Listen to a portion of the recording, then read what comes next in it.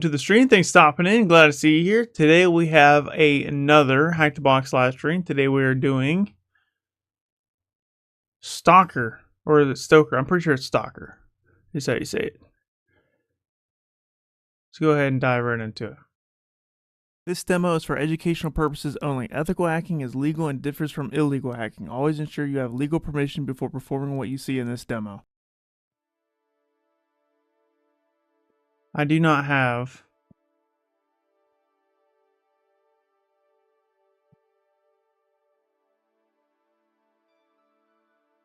the box started yet.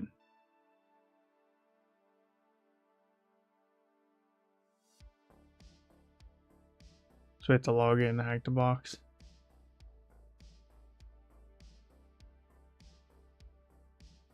This gives everybody a second to get in, to go live, or to get notified. Oh, I didn't even send a message on social media.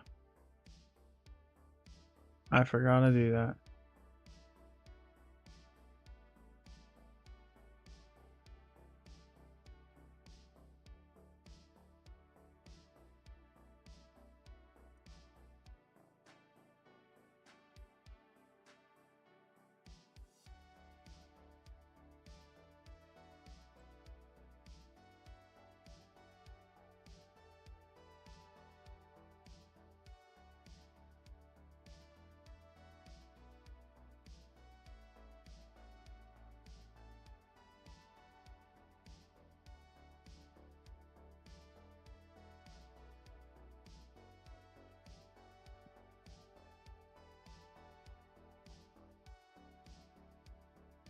See here, we want to do status incomplete, sort by release date, difficulty easy, and then retire machines.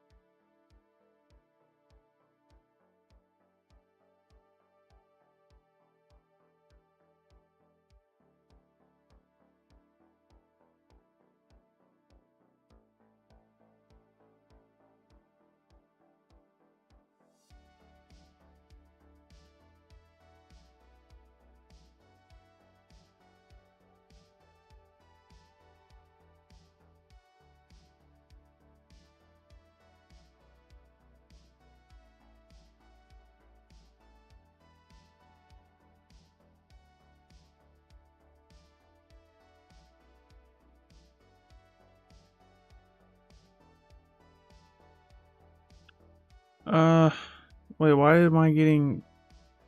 I thought I hit easy as a filter. Wild. Release date.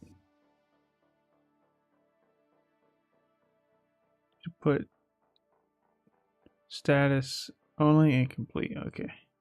Should be Stoker, or Stalker. I keep saying Stoker. Stalker on the top. And we'll spawn a machine.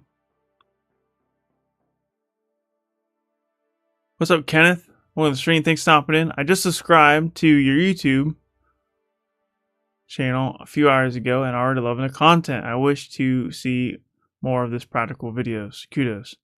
Well, thank you for subscribing. I appreciate you doing that. I'm glad you're liking the content. And yeah, we're gonna have way more practical videos.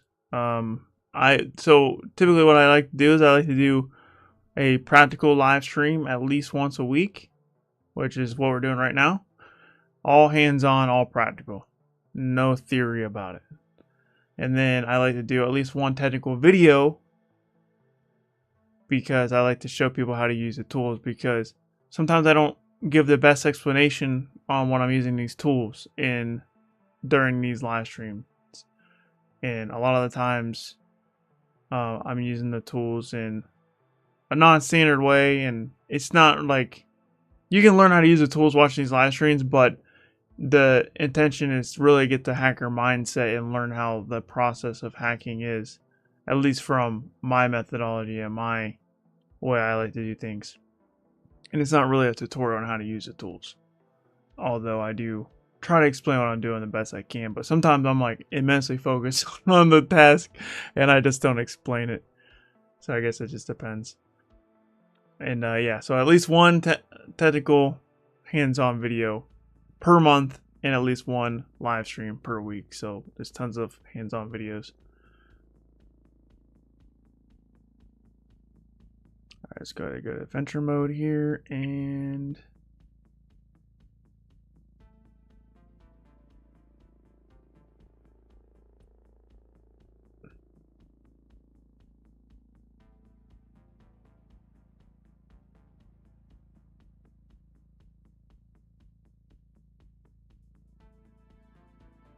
all right. So the first things first. What's up, Stormy? Welcome back. How you doing? That is a cute emoji. What even is that? That thing's kind of cute. Where's that from? I can't. If I was on Twitch, I don't have the Twitch chat open. I mean, like, I have the Twitch chat open, obviously, because I'm seeing you, but I'm not viewing it from Twitch. I'm using a third-party app, so I can't hover over and see where it's from, like I could if I had a regular Twitch chat. Hype train emote. That's pretty cool.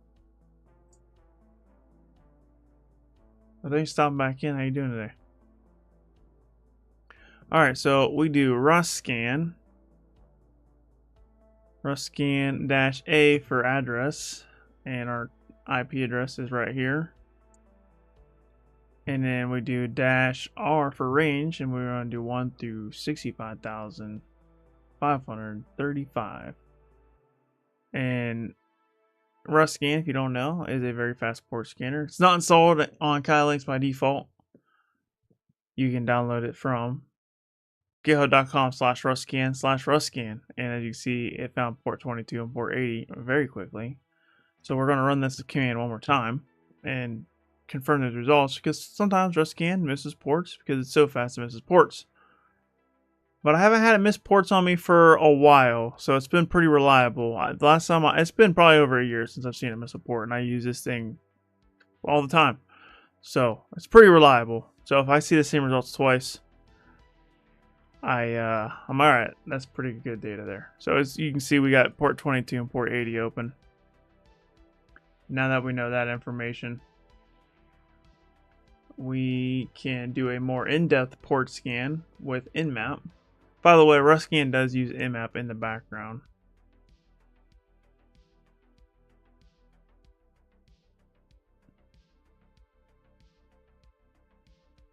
So you have to have Nmap installed in order to use Rust scan. But if you're using Kylix or any penetration testing distro such as ParrotOS, and I think it's like some other ones out there. I don't know all the distros, to be honest with you. I just know Kylix and ParrotOS, and I use Kylix. It's probably it is my favorite one, and I haven't had a need to switch it up. So,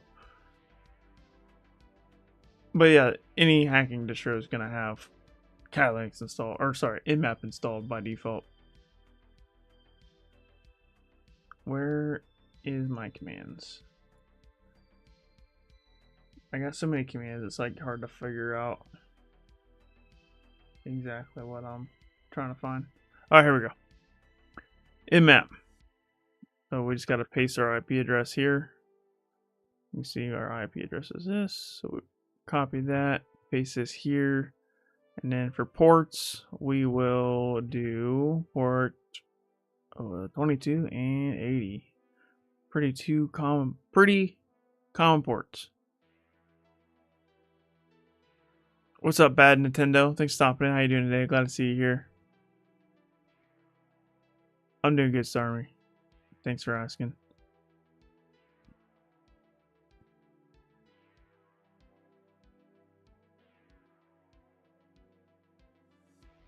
Alright, let's go ahead and run this. So, for those who don't know, Nmap, very common port scanner. Industry standard port scanner. -ST is a TCP connection, also known as a full connection scan. -A is a combination of -L, SV, and -SC. O is operating system detection. SV is service version detection. SC is the mmap scripting engine, which is a handful of scripts that the most popular scripts that you'd want to run, and it applies these scripts to the various protocols and services that are running on the target, and gives you a lot more information because of that. And then the -S script vuln is a vulnerability script that isn't part of that -SC option, which is why I throw it in there.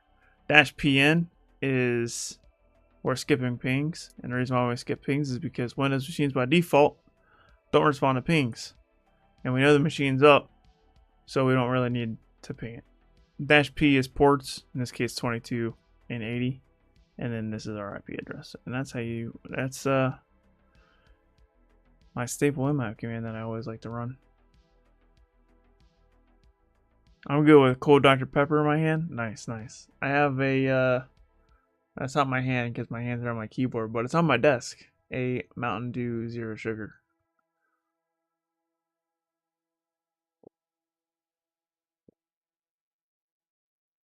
I was never a big fan of soda. Don't get me wrong, I like the taste. I've always loved the taste, but I always avoided it because of the sugar, and I just didn't want the sugar because it's just bad. It's just bad for your health. So I always avoided it. I avoided it when I was in school because I wanted to be a prime athlete. I played football, basketball in high school.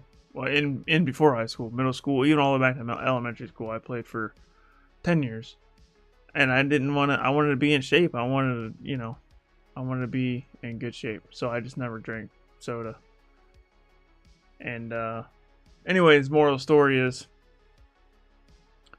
I went a long time without drinking soda. I mean, like a long time. I mean, I would have one every now and again, very, very occasionally, right? Especially if I was doing like a midnight release party for a video game, and we went to Taco Bell. I could always go get a Baja Blast, and it was great. So I'm not gonna say I never drink soda. It was just like very occasionally, right? And then they came out with all the zero sugar soda, and I'm like, well, now there's no reason for me not to drink it, and I'm hooked. I can drink literally 6 cans a day. And I like it because it's somewhat hydrating. It's not as hydrating as water, but it doesn't dehydrate me like coffee. And the reason why I like coffee is because I like the caffeine. Because caffeine helps me out, helps me focus, helps me stay awake because I don't sleep a lot. I almost always get less than 8 hours of sleep.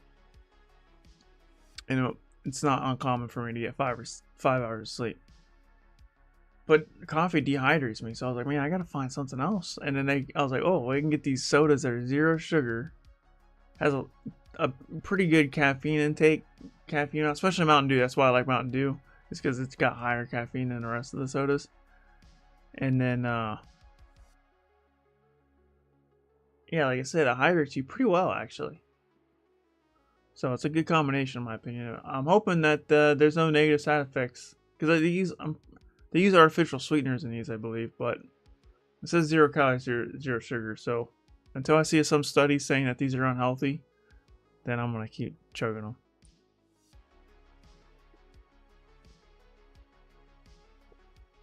So it keeps you from using NC-ZW or CW ZV. I don't know what the Z option is on Netcat. What's up, Michael? Thanks for stopping in. Love Mountain Dew Baja Blast Zero Sugar. I actually have a whole 12-pack in the fridge of that. Yeah, and then another one I like is probably my favorite one right now is the Zero Sugar Mountain Dew Spark. Oh, it's like raspberry lemonade flavor. It's so good, and I'm so glad that they make that in zero sugar. But Baja Blast is also incredibly delicious. I'm just drinking the standard because I've actually been drinking a lot of Baja Blast lately. I probably drink, I think, 5 Baja Blasts on Saturday.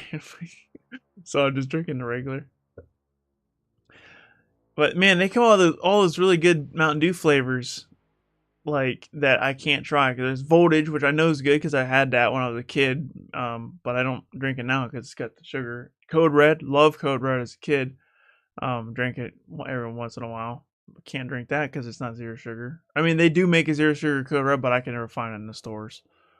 And then they came out with those like for the 4th of July. They came out with like 3 like freedom ones like for 4th of July, like red, white, and blue theme, like bald eagle screaming on the packet. I'm like, dude, that's amazing. I bet you that tastes really good, but no zero sugar. But one that they did have that was zero sugar that was really good was the Halloween one, which was it was voodoo. It was amazing. It was like mystery flavor. I don't even know. It was literally called mystery flavor, and that was pretty good too. And then there's Major Melon at my local store. That's pretty good. I'm really liking how they have all those sugar-free. Why can't I? Oh, okay. So this is pretty normal, guys. If you go to... So what I'm doing here is I just pasted the IP address in the web browser because port 80 is open. It's probably some sort of web browser. We don't need the nmap scans to get done to see what's on port 80. We can just navigate to it in our web browser. And I just pasted IP address here, and it says it's having trouble finding the site. But if you look, it says we can't connect to the server at stalker.htb, and then it redirected us to stalker.htb. So when you get this, which is pretty common in the newer hack the box machines, you need to add the machine name to your Etsy host file.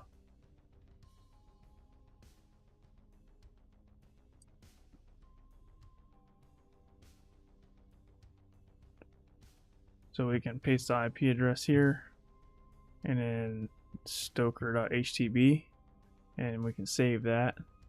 And then now if we go back to our web browser and refresh, it should load up the web server. Easy. ZV tells Netcat to scan for open ports without sending any data. 0 IO mode and to be verbose. Wow, that's crazy. I didn't know that was a thing. Thanks for telling me that. Thanks, Storm. I appreciate it. Happy Veterans Day to all the veterans who are watching the stream.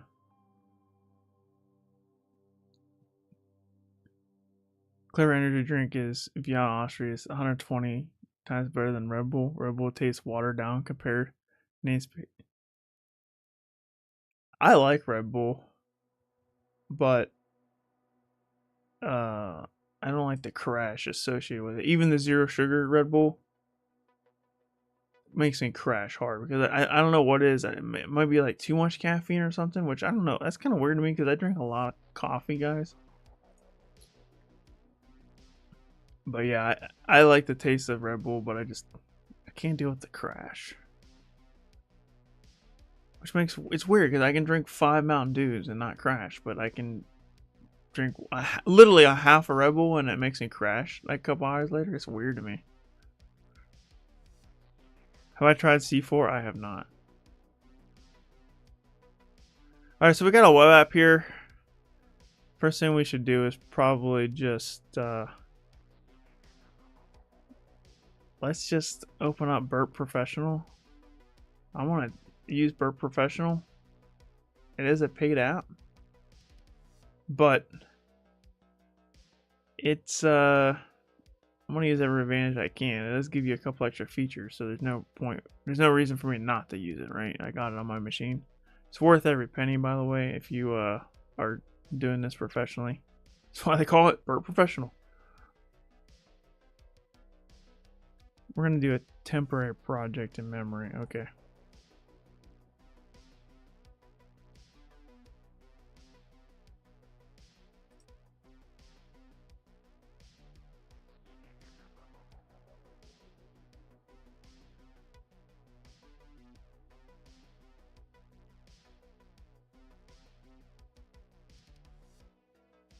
Yeah, Mountain Dew came out with a game fuel again, and I drank a lot of game fuel as a kid because I was trying to get those double XP for Call of Duty. So I did drink a lot of game fuel back in the day. So I'd always have like a Mountain Dew season when Call of Duty came out, because I would always I would go to the midnight release and get Baja Blast, and then I would get Game Fuel and get all the double XP that I could. But then after the Game Fuel kind of wore off, I was like, all right, back to no drinking soda. All right, so what I'm going to do now is I'm going to go to Target, guys, and I'm going to go to Scope, and I'm going to add stalker.htb to the scope, because I don't want to log anything else other than stalker. And then I'm going to include subdomains just in case we find some subdomains later.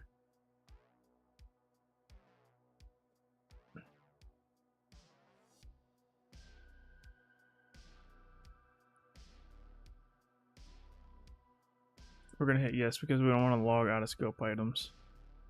All right.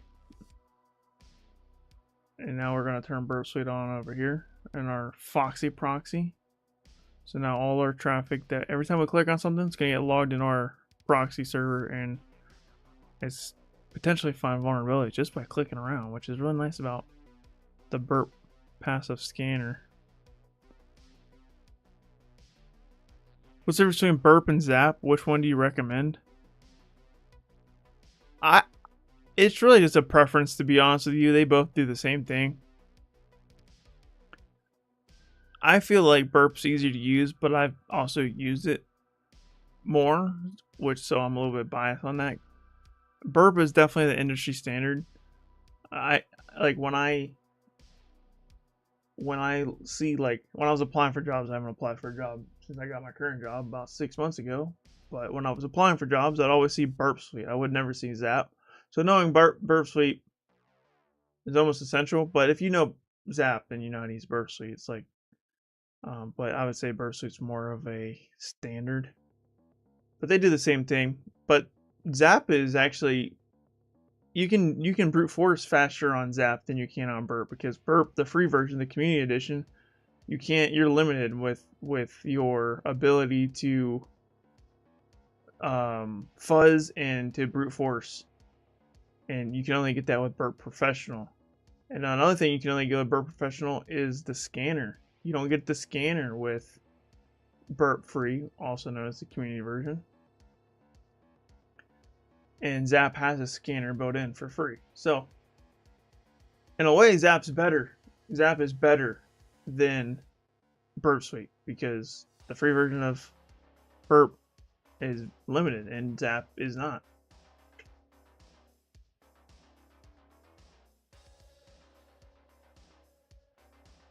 But I still prefer to use Burp, even though if I'm using the community version, which oftentimes I will, I still prefer it over Zap, just because I like the interface I'm more familiar with. It's really what it comes down to. And if I need if I didn't have access to Professional Edition, which I didn't have for the longest time, I would just get on Zap and then run the thing that I needed to run, whether it be the scanner or the brute forcer, the intruder. I don't know what they call it on Zap, but on Burp it's called intruder. So you luckily got murked by me in those double XP days? I doubt it, dude. I tore those lobbies up, bro.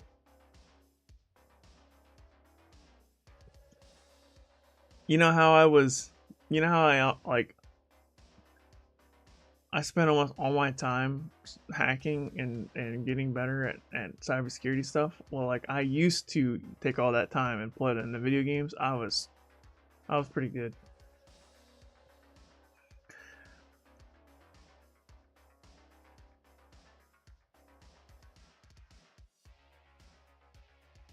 Let's see if we can find anything interesting in here. You can definitely mess me up now, though. I am out of shape when it comes to my gaming. Unless you want to play Mortal Kombat, I will. I haven't played Mortal Kombat for a year, but if I had a 15-minute warm-up session, it's game over. Fun fact of the day: I used to play Mortal Kombat at the semi-pro level. I played competitively, and I played at the semi-pro level. I actually made I used to stream it all the time. Like, I have a channel that I don't use anymore. But it's a bit way bigger than this channel. And yeah, used to make a couple extra dollars with it.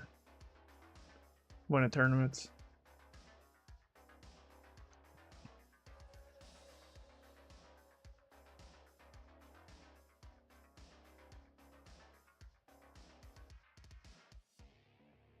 Maybe I'll focus on cybersecurity and gaming, but I do love the finals. That game is awesome. You talking about Final Fantasy? What's the finals? I don't know what that is. Unless you're talking about Final Fantasy, I know what Final Fantasy is. What's up, Beast Alvardo? Thanks for stopping. I'm glad to see you here. That's where I'm at now. Usually play like 2 hours, but now I would rather study. Dude, I quit gaming, and that's the whole reason why I have a cybersecurity career today. It's because I quit gaming. That's a fact. If I didn't quit gaming, then I wouldn't be where I am right now in my cybersecurity career.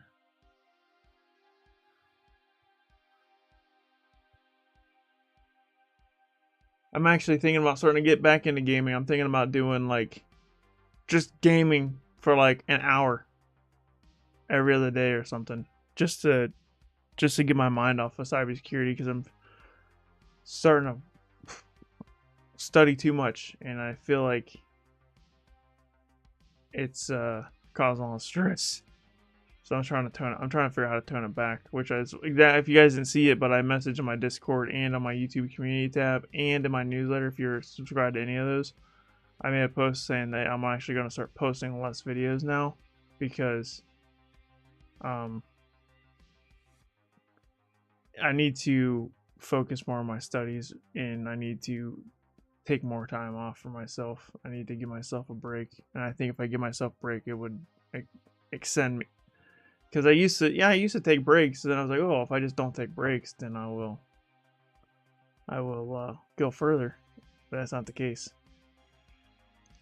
You think if you never took a break, you would go further, but if you actually don't take a break, then actually hinders your ability to learn, in my opinion. Why don't I have anything in my history tab? This is kind of weird, dude. I don't understand why this is not in my history tab.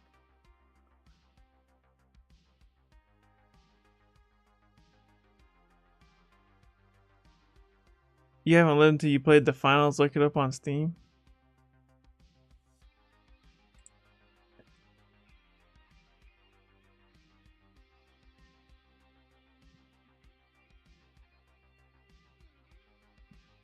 Oh, it's a first-person shooter?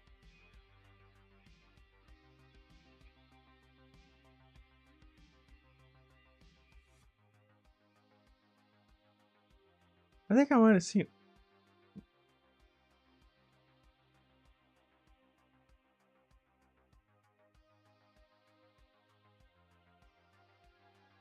How new is this game? Is this game pretty new? The game looks pretty cool. It's free to play. It's got a lot of good reviews.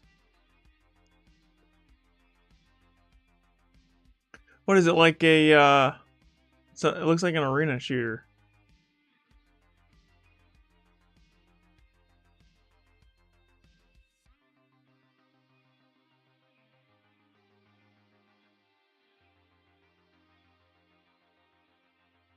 That game looks pretty dope. That's the first game that I've actually seen that was new that I didn't know about. I'm like, oh, that actually does look pretty good. Another reason why I stopped playing games, so let's be honest, the gaming industry is in shambles right now, bro. There's no good games. Like, there hasn't been any good games for a minute, dude. All the good franchises that I grew up playing, like, they're not releasing new versions of them. Like, for example, Elder Scrolls. Like, bro, Elder Scrolls 5, Skyrim, came out in 2011. It's 2024, bro, and we still don't have Elder Scrolls 6, bro? You gotta be kidding me. It was the game of the year across the board. It was one of the best games of all time. And they didn't make a new one yet? Like, what are they doing? So we're talking about video games. I'm like frustrated. Another one is GTA 6, bro. I wasn't a big fan of GTA 5, but I know a lot of people do love GTA 5. Like, bro, GTA 5 came out in 2013. Why is GTA 6 not here, bro?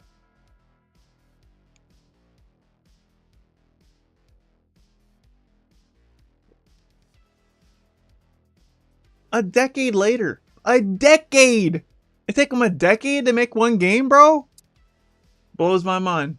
They used to crank games out every couple years, and they would make them really good. Like, just because they cranked it out a game in a couple years, like, doesn't mean it was like bad quality. Like, they were really good. Anyways, I don't know why my burp's not. My burp is not logging traffic. I don't know why.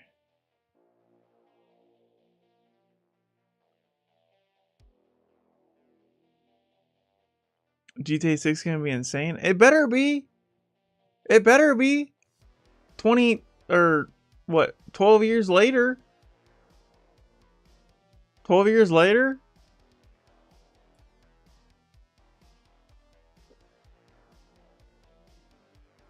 If it ain't good, then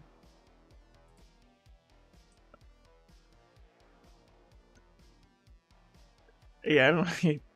I don't know. What was another one that just like, and like, the thing that drives me nuts about the gaming industry too is like, the best games that get released are the remasters of the old games. You know what I mean? They're remastering all the good games. It's like, oh, that's cool, but you're not really pushing the industry further. The graphics feel like they're getting worse. I saw a PS4, PS5 comparison. I'm like, it looks better on PS4. How does it look better on PS4 than on PS5? It blew my mind. And everyone in the comments was saying the same thing. I was like, it looks better on PS4.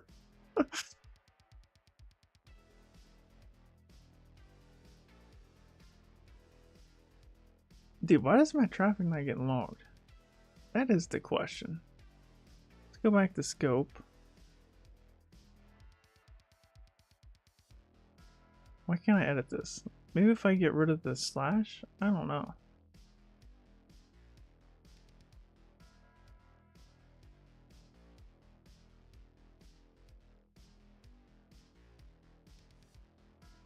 Oh, I know why. Because that I didn't never switch the page. It just moves me. Oh, nothing else loads. These are just shortcuts to scroll. That makes sense. Okay. I figured it out. Alright, yeah, cool. We got it here. They make it that slow being behind will be behind the technology when it comes out. That's all I'm saying, dude. Also, what's up, Cypher? Thanks for stopping in.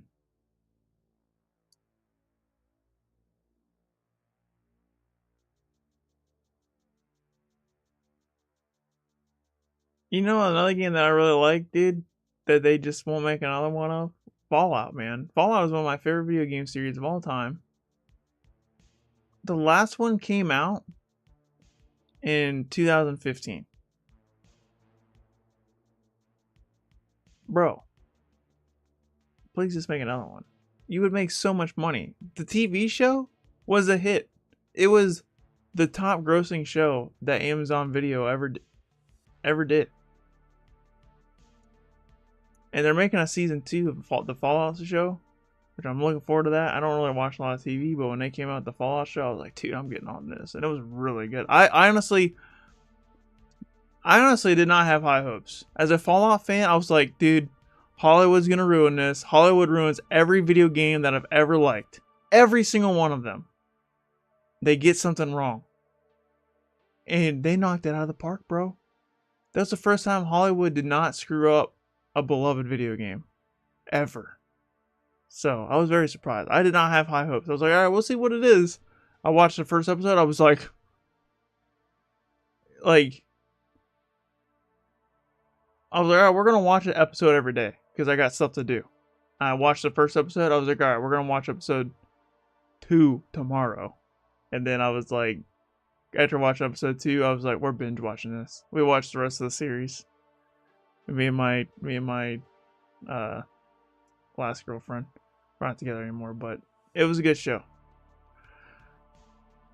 I was like, we're binge watching the rest of this all the way to the end. It was that good. It was binge worthy. I don't normally binge stuff like that.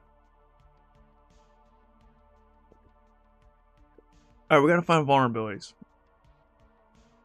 in this app. Did I get my in-app scans done? We did. All right. Engine X 1.18.0. Let's see if there's a vulnerability for that.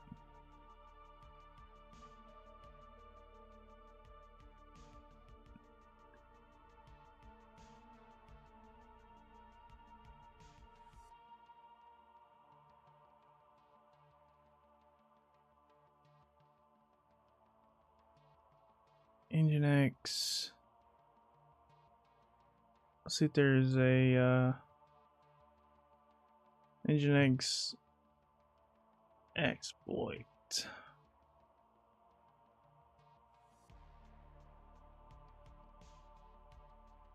Not seeing anything. All right. Stalkers. I'm not seeing anything yet. It's popping out at me here. All right, let's do this. Let's directory fuzz this.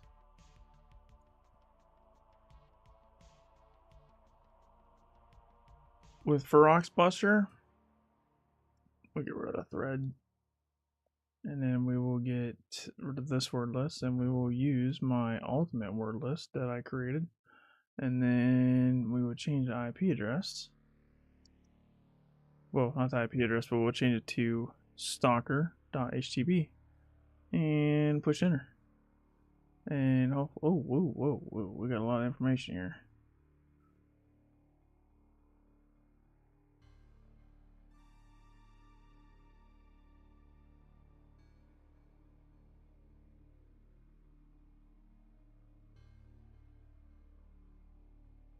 So, Adiba Finance, welcome back to the stream. Glad to see you here.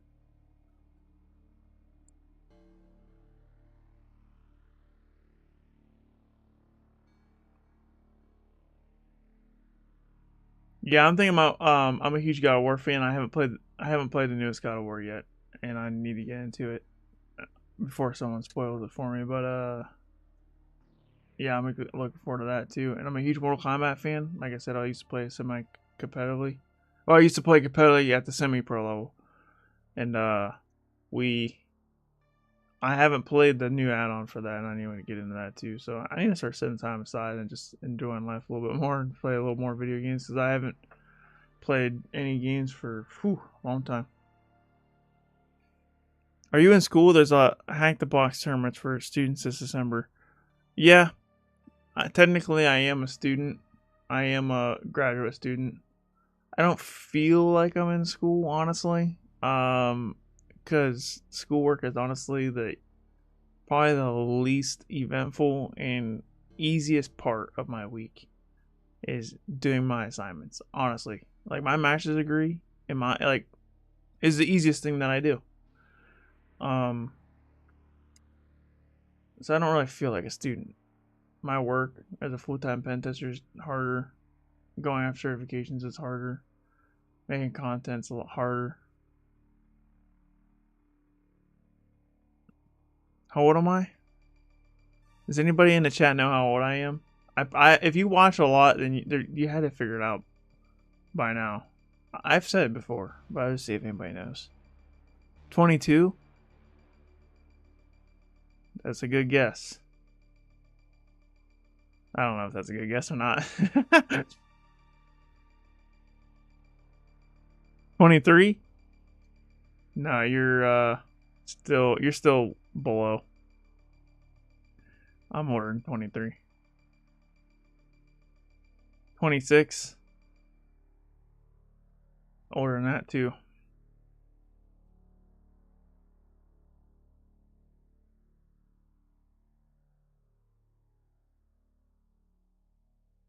29? That's closer. Still older, though.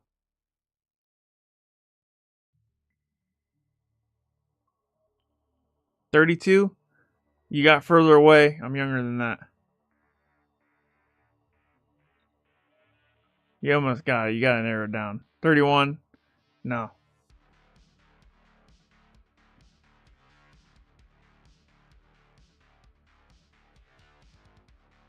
You got it. Yeah, I'm 30. I'm 30. I don't feel 30 though. I do feel like I'm in my 20s still, but you know, it is what it is. You 2 years older than me? Interesting.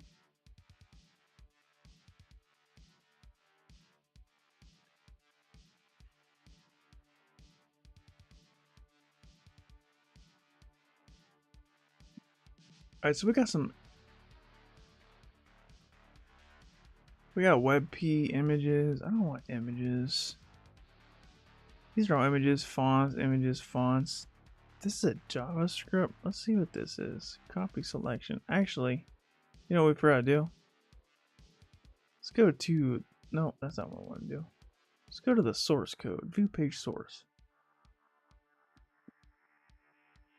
onepagelove.com/stride. I don't know what that means.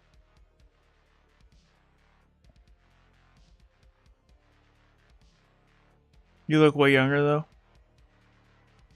Yeah, a lot of people tell me that.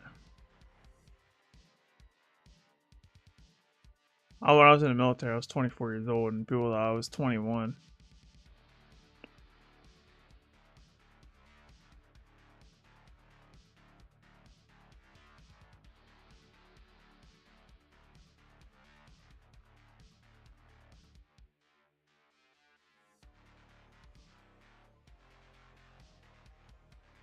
Is there anything in this? There's so much information. Let's do pass.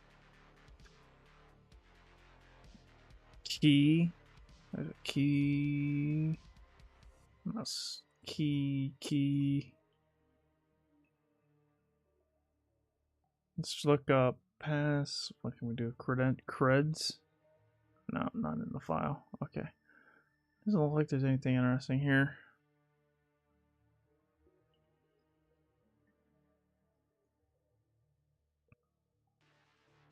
My best friend, can you prepare group Discord, YouTube channel Discord, and the Discord page to join you? What's up? Tay-T? Thanks for stopping and glad to see you here. I do have a Discord. Check out the channel links in the description.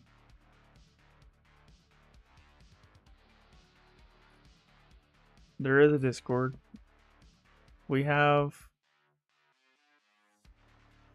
You should be able to find a link. I need to make a bot to where you can just do !point Discord. See if I can give you guys a link.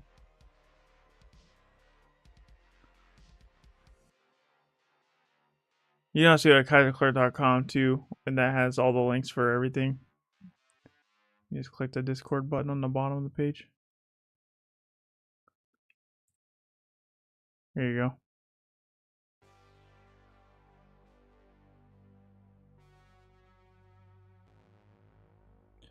Also, Animation Children, thanks for stopping and glad to see you here. How you doing today? Yeah, I don't know what else to try here. I mean, images, fonts. I don't even really want to bother checking all these fonts and all these images.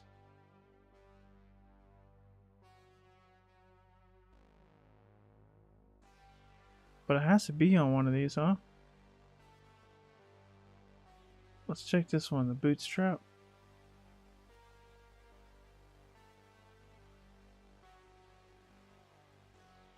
Kali Linux or VS Code? I don't know what you mean, but I use Kali Linux. If that's what you're asking.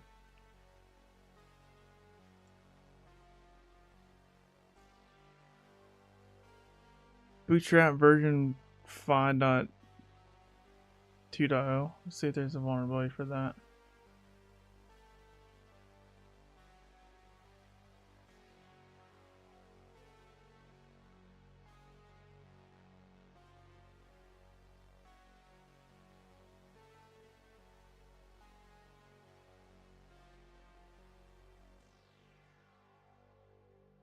Boo, Firefox. Yeah, I don't like it either, actually. I use it because of this right here. There's two reasons. You got the containers extension where you can have different instances. So I can be logged into multiple accounts at the same time, which is really nice for web app testing. And then also the cookie modifier. It's easier to modify your cookies this way. So that's what so those two extensions, they don't exist on Chrome, which is why I use them. Also, I like Firefox on my Kali Linux machine more because I don't think there's a way, at least I don't know, to install regular Google Chrome on Kali Linux. So you have to use Chromium, which is the open source version of Google Chrome, and it uses DuckDuckGo as a search engine by default, and I hate DuckDuckGo so much. It sucks. It does not find what I'm looking for almost ever. So because of the search engine and because of the extensions, I use Firefox. On my daily driver, when I'm not hacking, I'm using Google Chrome for sure.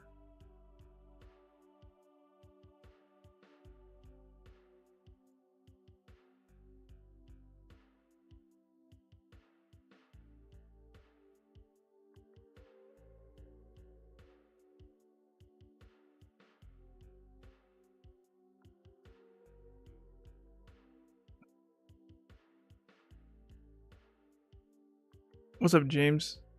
Thanks for stopping in. Glad to see you here. Pit My Cali. Are you why you mentioned Pit My Cali? I ran Pit My Cali, or I like did it one time, and it messed up everything. Like it changed so many things at one time, and it broke so many things for me that honestly I don't want to ever do it again.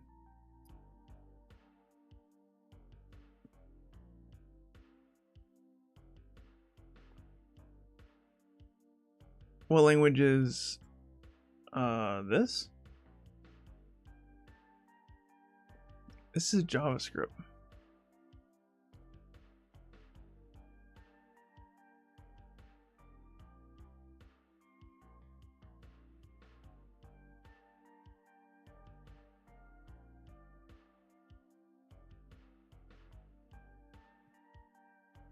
Wonder.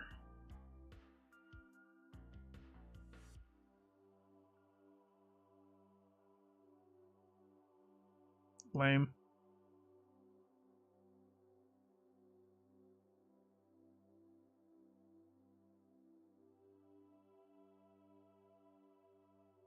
You can install it using the menu. Google Chrome. That's cool. I'm so afraid to run Pit My Cali though, because like I said, the one time I did, I literally had I went and got another Kali. Like I just deleted that whole Kali Linux VM and I just re-downloaded Kali Linux because it broke everything and I didn't know how to revert it easily. So if you do run Pit My Cali, I would highly recommend take a screenshot of your VM before you do that because you might not like the changes it makes.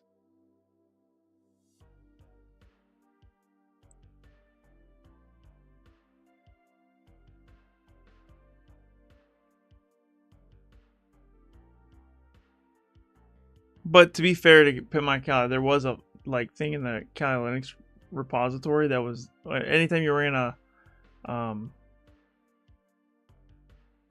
upgrade, like something broke, and yeah, it would make your VM pretty much brick. So I haven't ran an upgrade since I ran into that problem. Hopefully they fix it, but I'm still kind of hesitant to run an upgrade.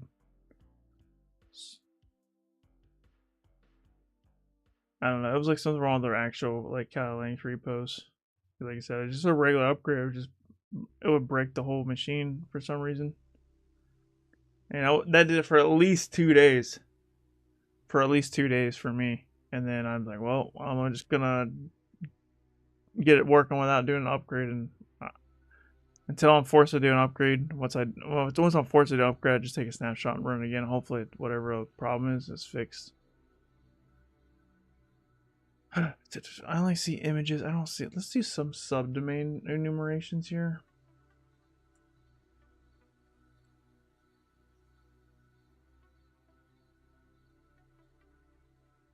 let's see if we can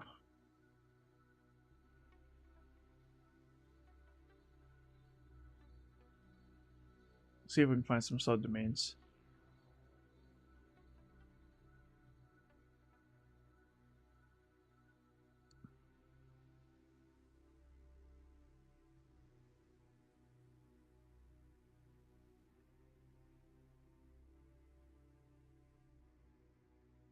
.178 is our size, so what we're going to do is we are going to run that same command, and then we're going to filter size 178 so we don't get those errors anymore.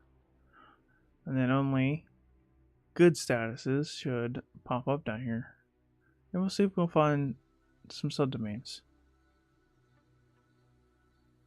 You've actually never had an issue using it? Like I said, it was during the time where there was something wrong with the Kali repo. Like just a regular app upgrade would break my VM for like 2 days. So that probably has a lot to do with it. So I might try it again, but I've been surviving without putting my Kali pretty long. For a while. I didn't like the way it made my terminal look too. It got rid of like the cool colors and stuff. I was like, man, this looks ugly. I like the colors and like the way it's laid out.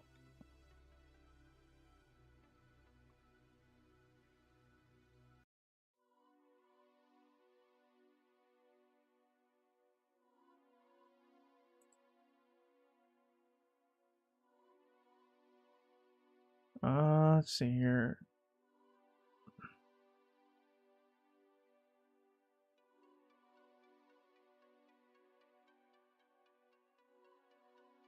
Guys, I'll be right back. I'm gonna get another drink.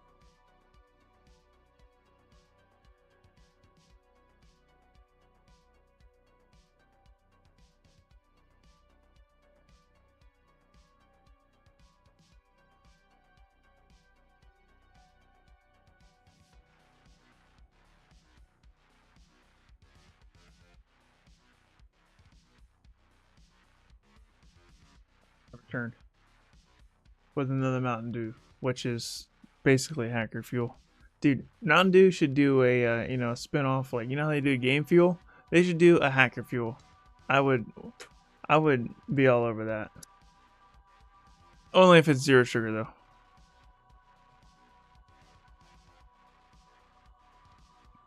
What's your guys' favorite study drinks / hacking drinks? For me, it's always been coffee. Huge fan of coffee. Matter of fact, hold on, I'll be right back.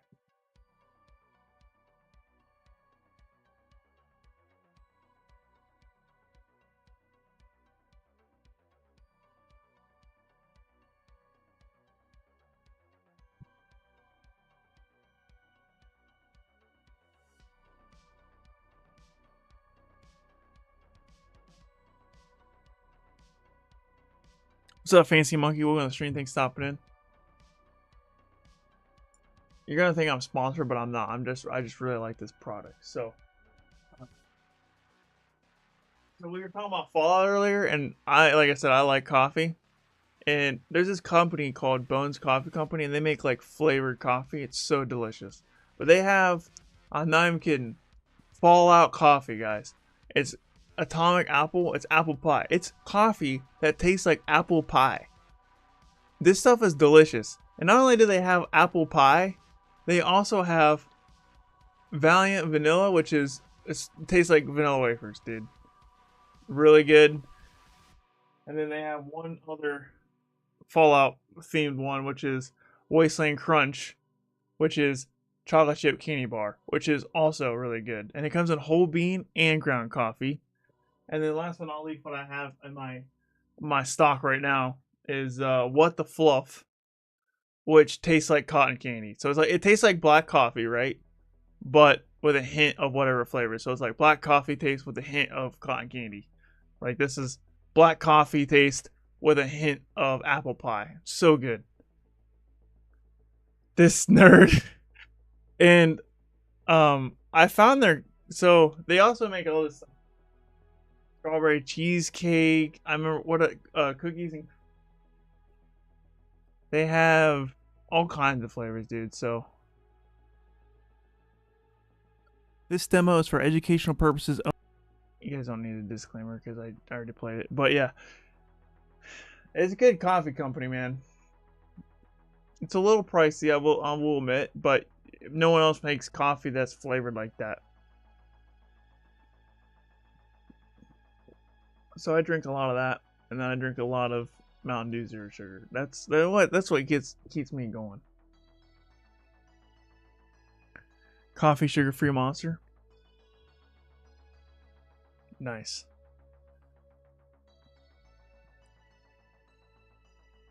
Dang, dude, we didn't find any subdomains. That's very unfortunate because we didn't find anything. Bro, where else can I test? I don't understand, like, where else to go from here.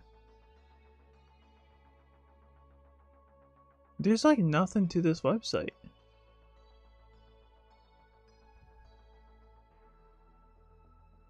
I'm just genuinely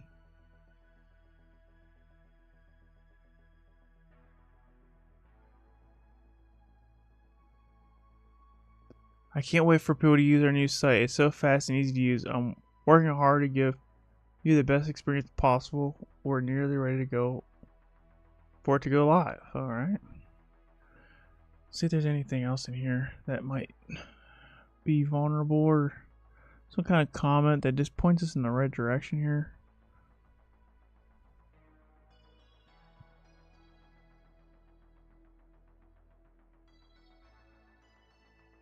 OnePageLove.com/stride. I feel like this is just I feel like this is just a styling website. And I'm not really concerned with the style of the website. Stride is a free multi-purpose landing page template. Yeah, it's a template. Yeah, that's exactly what our website looks like. Alright. What if we...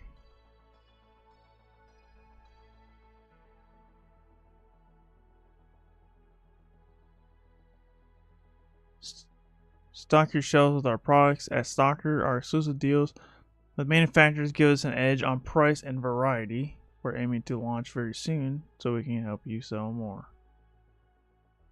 We're still actually developing our site to make it as easy as possible for you to order our products. We're really excited.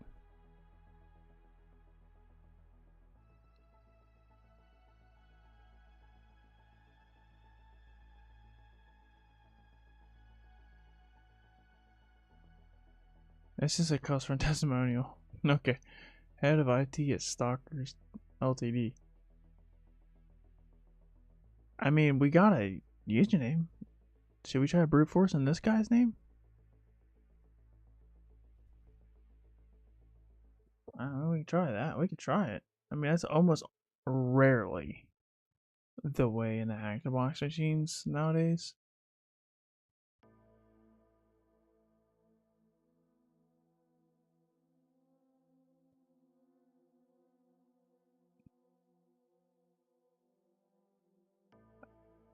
I forget the syntax for Hydra. Let's do -H. It's Hydra -L for login. Okay, I knew that. -P for pass. That's literally all I need to know. Alright. I don't know why I was like, what's the word list? It's not word list, it's pass. So we'll do Hydra -L, this guy's name. Maybe try it lower. No, we'll try uppercase. And then we'll do -P for word and for wordless. User share wordless rocky.txt and then SSH. Before we do SSH, we gotta have an IP address. So let's go grab our IP address, copy.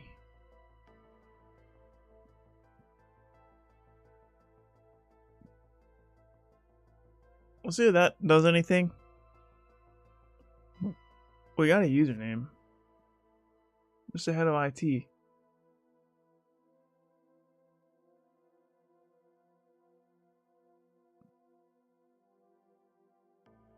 C4 Mountain Dew, you gotta try Mountain Dew. It's like a Mountain Dew flavor of C4. Is C4 pre-workout? I think I have C4. Tried it. Is it just pre-workout or do they do energy drinks too? I know for a fact it's pre-workout. Or is it just energy drink? Or I don't know. I'm not familiar with the brand, to be honest with you. I think I have. If they do make pre-workout, I definitely feel like I've had their pre-workout.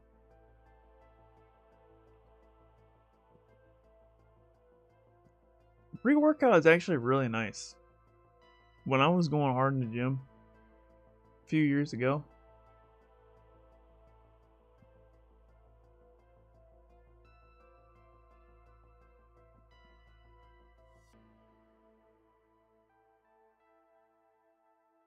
he said, I love apple pie. You have no idea. I feel like LinkedIn is on a big delay. It's been a minute since we talked about the apple pie. Coffee. It's good.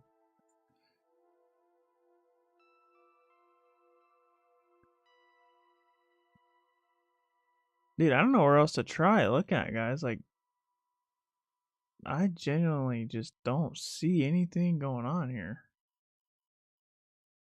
Let's go to all issues to defining the unencrypted communications. Okay, potential click. That's nothing. Let's do a new scan, web app scan. We will do a crawl and audit on stalker.htp. And then we will do a deep scan. Hit OK on that. And we'll just do a deep scan, see if it finds anything useful here.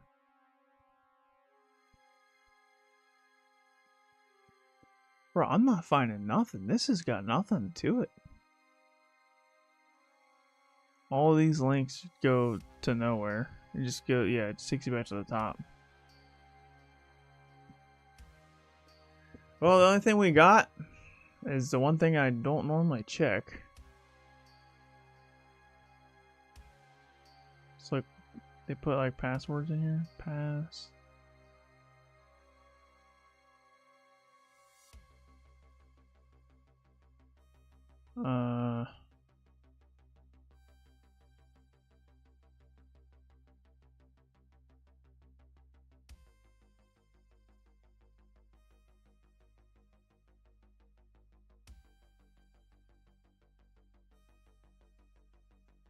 What's up, Red Foreman? Welcome to the stream. Thanks for stopping in. Yeah, I did try subdomains right here. I try to do the bit quark subdomains top. What is that? 100,000? 100,000.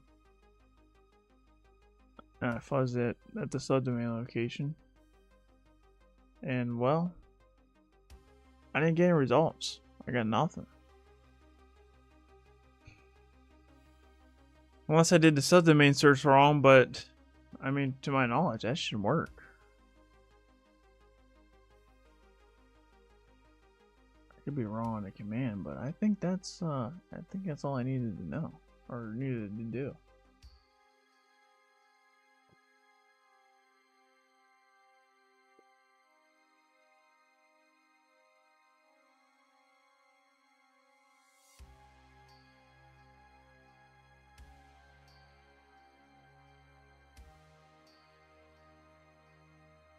So vulnerabilities for Nginx 1.8.18. Or at least there's no exploitable ones that are easy to exploit. And let's look out this CV here. SSH vulnerabilities almost never are the answer when it comes to CTFs, but account takeover.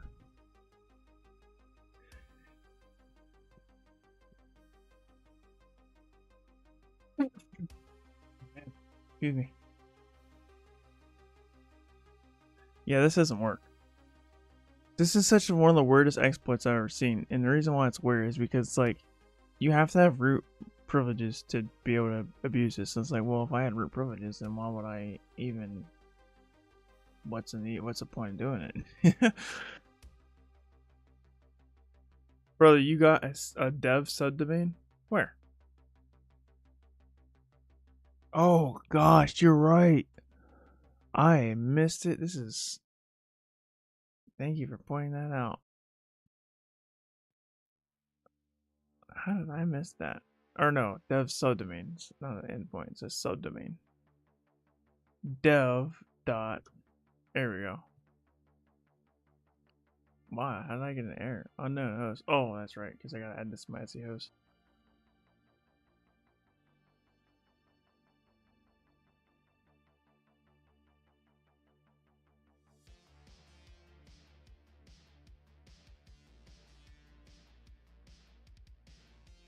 I'm here for you. Dude, I miss the obvious sometimes, man.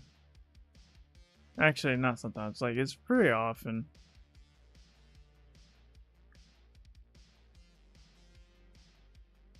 Alright, now we should be able to go to dev.stalker or not. What the heck? Let's turn the Burp Suite proxy off for just a sec. There we go. Let's turn it back on. Wow. That's what I hate about burp sometimes. It's like, why are you gonna do this to me? Let's close burp. That's what it does sometimes. Close burp and reopen it. Oh, oh man. I had a temporary project. I didn't save the project. I should have saved it. Oh well. See, new project. What's this thing called? Stalker.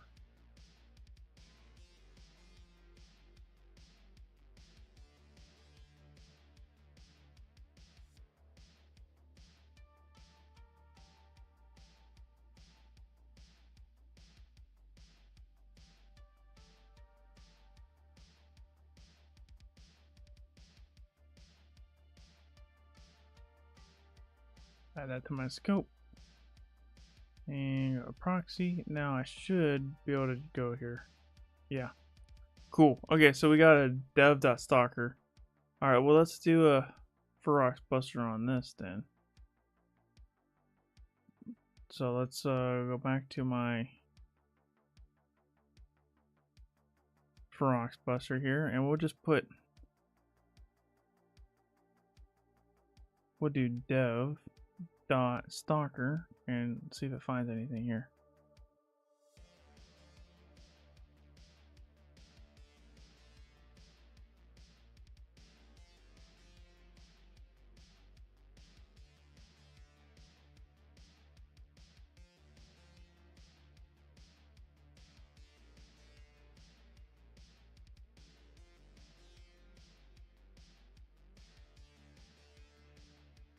Well, I tried admin password, dev password. I don't know what else to try. Maybe try dude's username, which is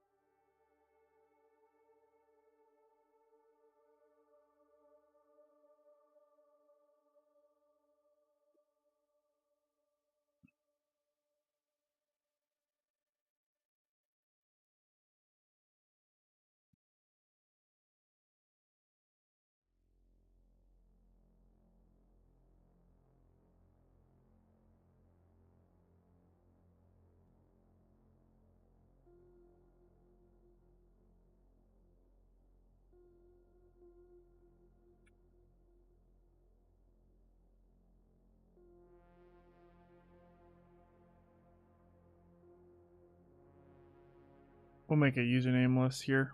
So we'll say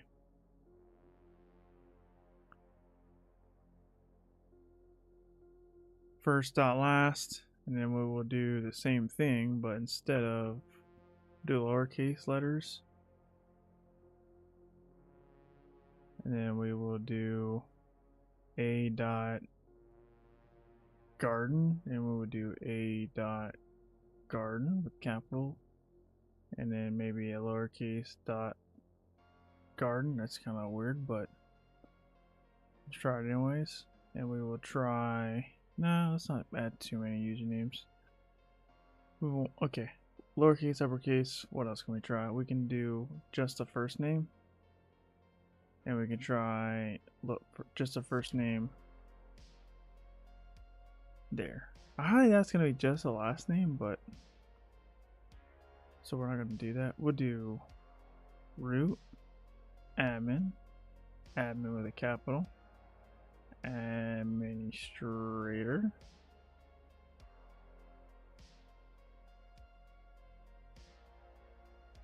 alright, we can try that.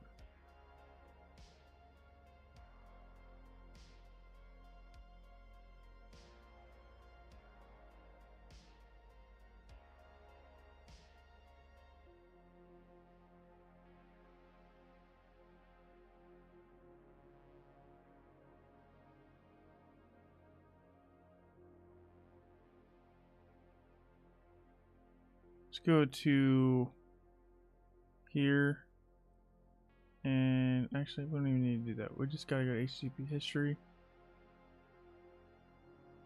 post here. Let's go ahead and send this to intruder.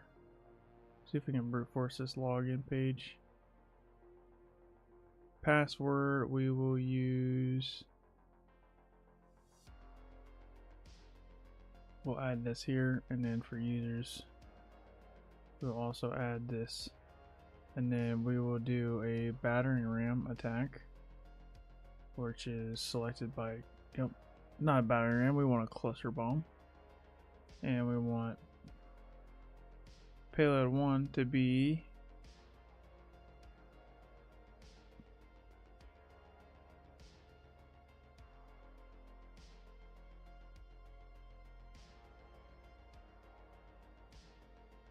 we will use the top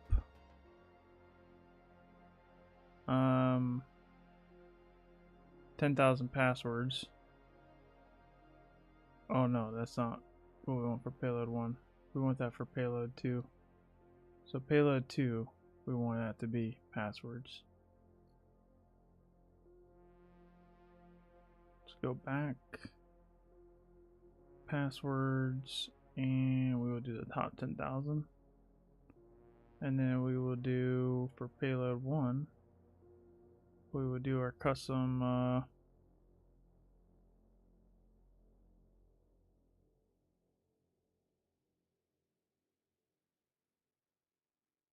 we would do our custom word list.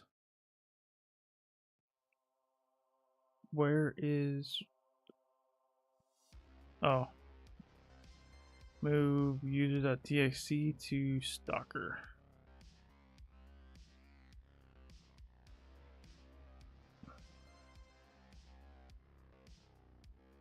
User.txt. Let's see if that works. And then we will start the attack. See what happens here.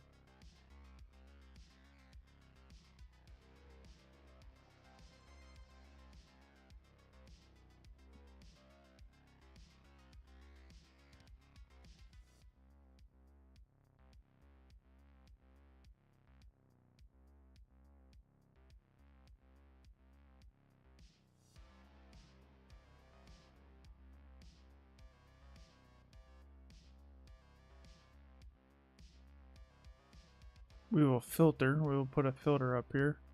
We will filter on login error, and we will do a negative search. There we go. So anything that pops up in this box is a successful login. I don't have high confidence this is gonna work, but it is worth a shot because it's actually pretty easy to set up. moving forward, we can do. Let's go back to our fur rocks. See if we got anything else on fur rocks here. We did. No, we didn't.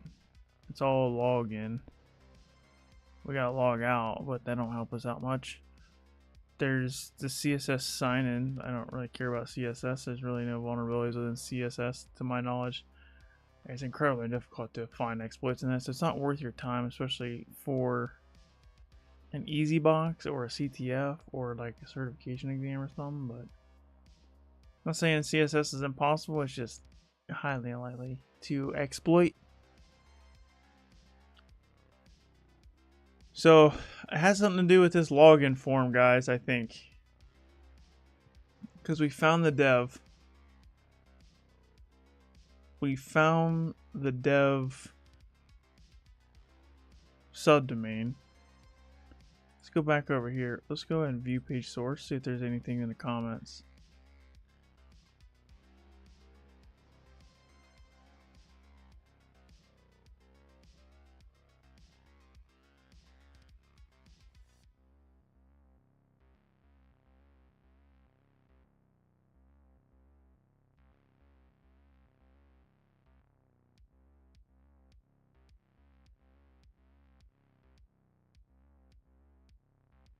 I'm not seeing anything useful here.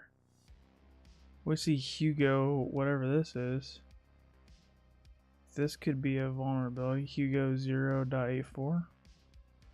Let's copy that and see if we can find an exploit for that.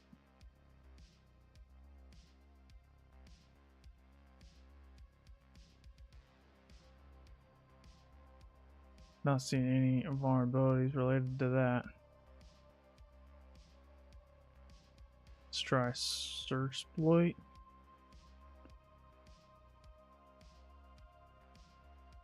We'll just type in Hugo and see if there's anything. No results.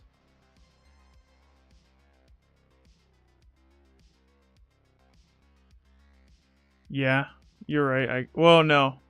There's no point in me doing Ferox on just a /login because it automatically does recursion. Oh, no, I guess it didn't. That's weird. I guess it only does recursion if it detects a directory. So yeah, you're right. We can try that again. Oh, we found some more stuff. We found static. Oh, we're getting more stuff. Login error equals auth required. Okay. That's just stock. Static is something that's valid results. So static.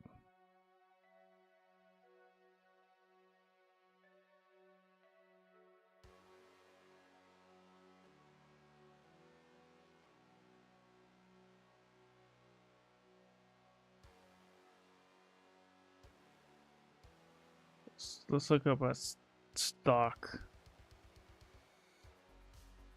Why did that happen?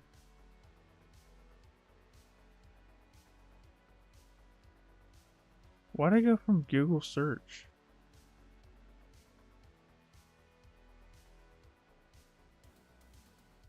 Just take us back to the login. You didn't know it did recursion? Yeah, it does. But I think it has to be a directory for it to do recursion. See, it's doing recursion right now on static. And the only thing that sucks about this is that it does recur. I gotta fix my word list because it does recursion even though that static is here 3 times. It's like searching the same thing 3 times because it's just a different capitalization. So I need to fix my word list to where it removes all duplicates.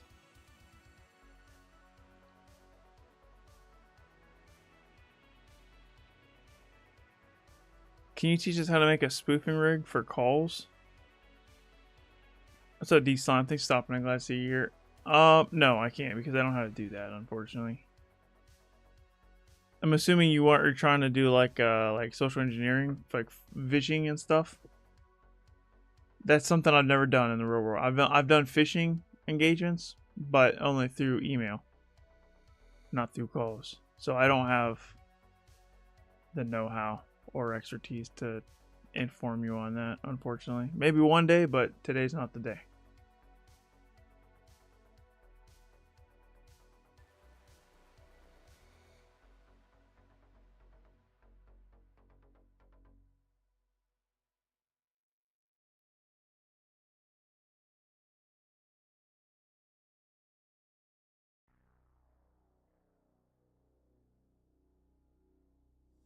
go back over to intruder.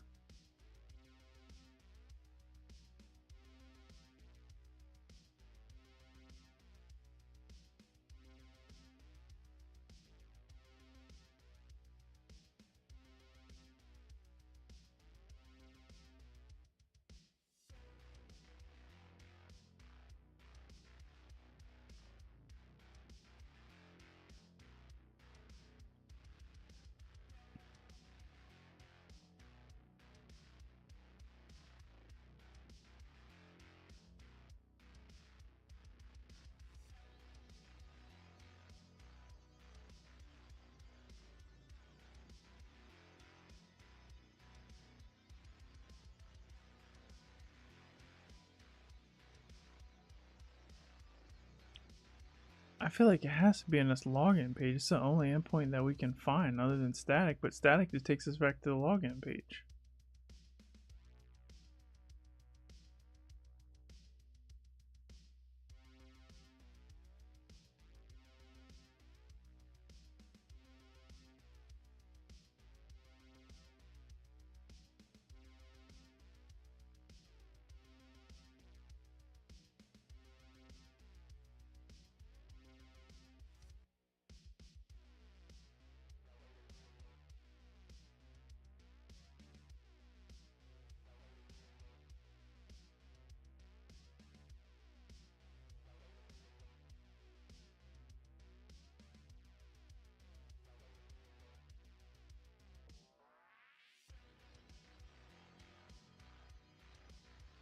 Hmm.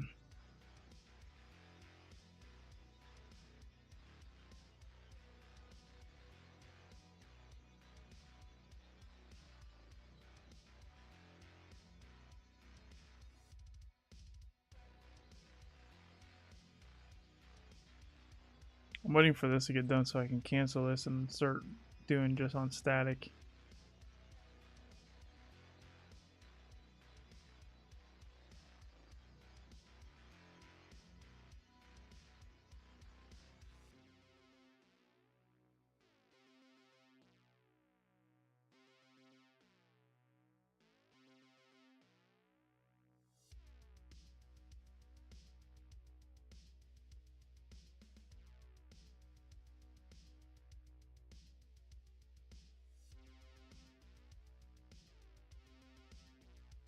Alright, let's go ahead and quit this, and we will do the same thing, but on static. See if we get anything out of this.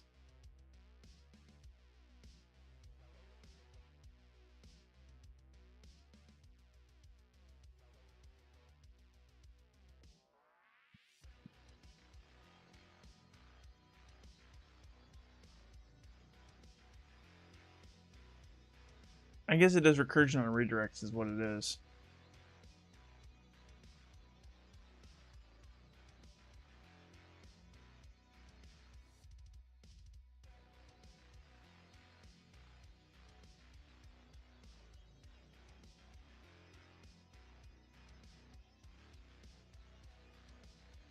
Hmm.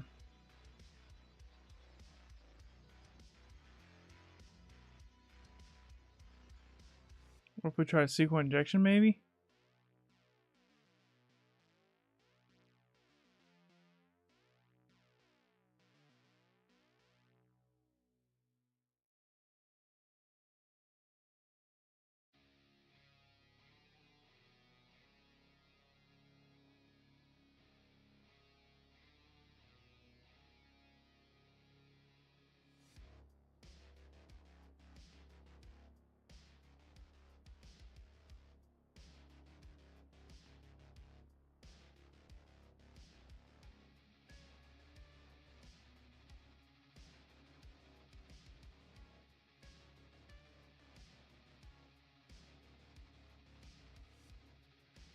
Let's try to do SQL injection on the login panel.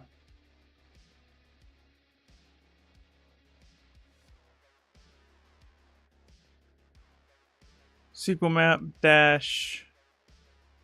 -r request.txt dash risk. Is it risk 5 or risk 3? Which is the same number? Look at my commands. Okay, it's risk 3 dash level 5. Okay. I didn't know if it was level 3 risk 5 or if it was level 5 risk 3, but now we know. Dash batch.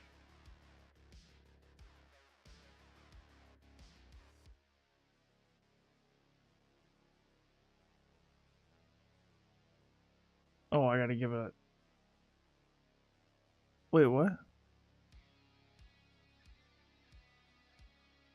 You have tainted parameter values username with most likely leftover character statements from manual SQL injection?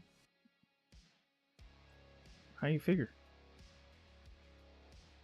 Let's go back over here. I've never had that.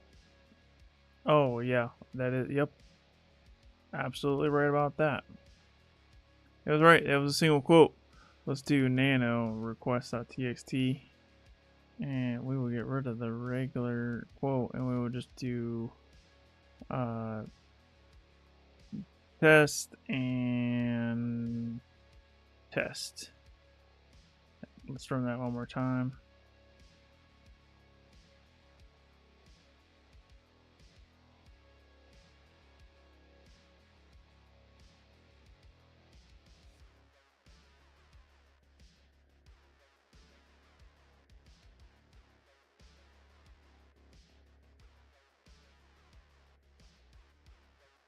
It would be nice if they give you a percentage here. I mean, I can clearly tell it's 35%, but like, what if you had like an odd number, like a weird number that wasn't easy math here, you know what I mean? Be a nice little nifty feature.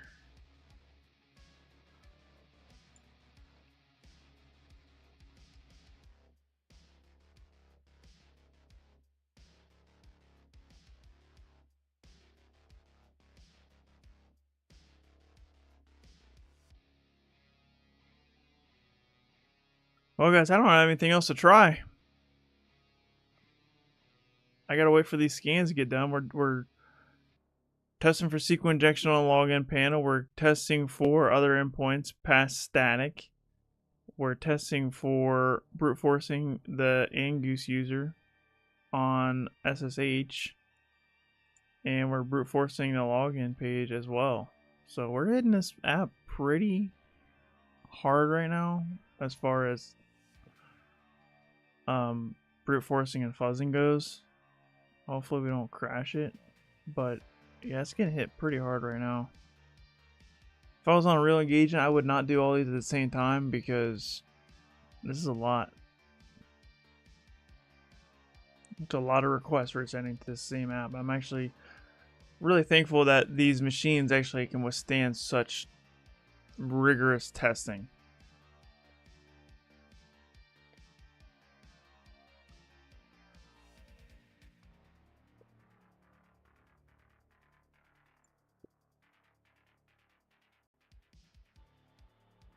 Now I do have the Hack the Box VIP Plus.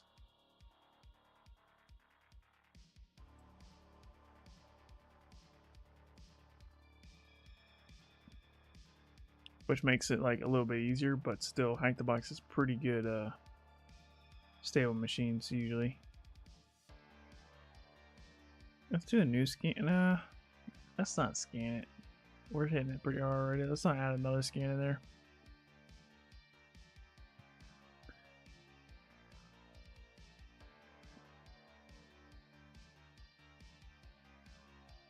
So AV Suvas, hopefully I'm saying that right. I recognize your username from before, and I messed it up that time. But I'm just gonna call you Tux because you have a Tux Penguin, the Linux mascot, as your avatar. So I'm gonna call you Tux if that's okay with you. Thanks for stopping in. Yeah, I mean, if none of these work, guys, I don't know what else to try. There's really not that much going on in this app. Like, I was like, okay, if we can just find a subdomain, which we did, so now we're, you know, this, but there's not much to this subdomain either. I don't see anything else to test. So we just gotta wait for their scans to complete and hope for the best. This sequence checks is taking forever because we're hammering on so many other fronts at the same time.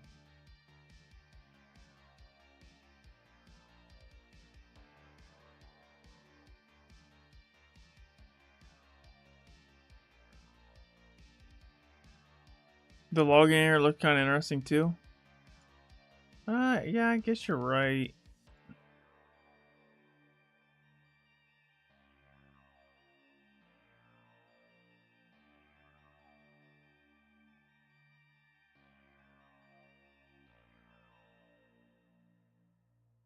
We can look at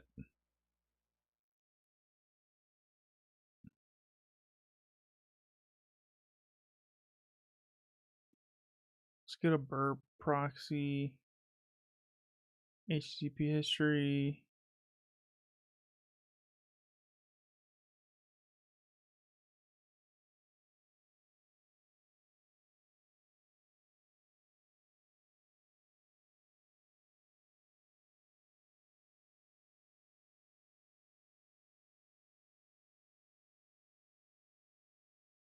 Oh, because there isn't that much else? Yeah, right. I honestly didn't think there would be anything here, which is why I didn't check it out, but I mean, since there's nothing else to check out, we might as well check it out. And I'm looking over here, I don't see anything that sticks out to me, unfortunately.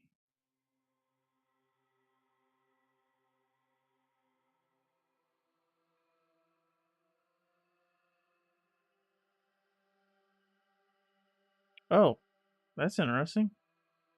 ID username, placeholder J Smith. So J Smith as a username as a placeholder? That's pretty interesting. Maybe we can log in as J Smith.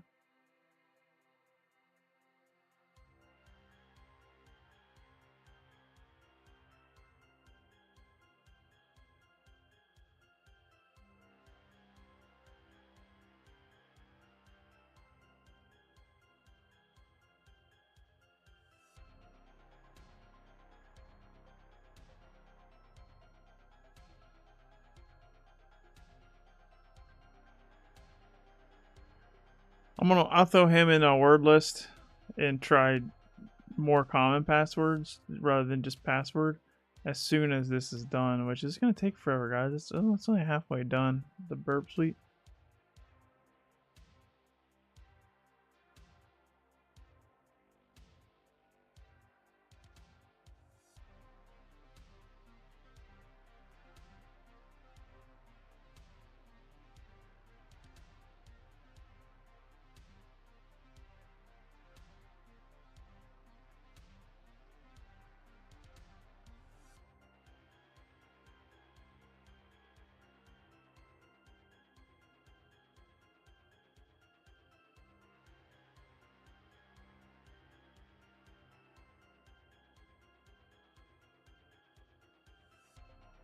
I want to cancel out this hider here. Stop hitting it with that, because that's probably slowing everything else down, and that's kind of not needed at this point because it's usually not likely the way to break into the box on Hack the Box, for one, and for two, we let it run for a half hour. So probably say that that's not the way in, or at least not for that user. I mean, we might maybe try that attack again with my username list, but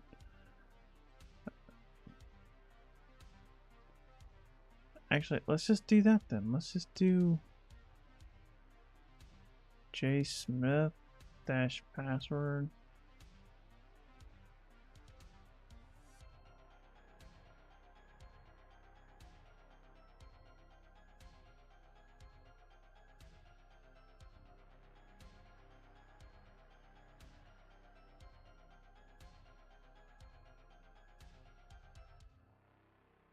The second the jsmith user might be a valid user. I mean, that was a placeholder for the username. So could be the default user, or like the admin account, or like just whatever, you know.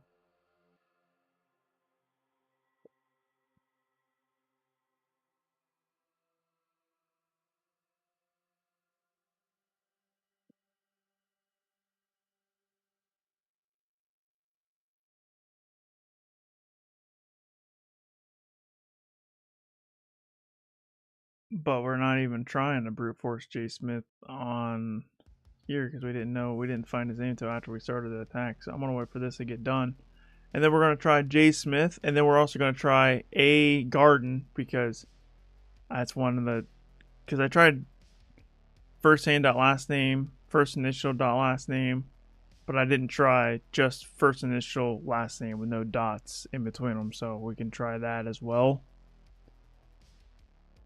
So that's worth trying. It's 55% done, so it's gonna take a minute. I doubt SQL injection is the way in, but like it's worth a shot, you know. So see if SQL might pick something up here. I'm just waiting for one of these scans to get done because once one scan gets done, then the rest of them will speed up. But I also want to do them all simultaneously because I like to multitask.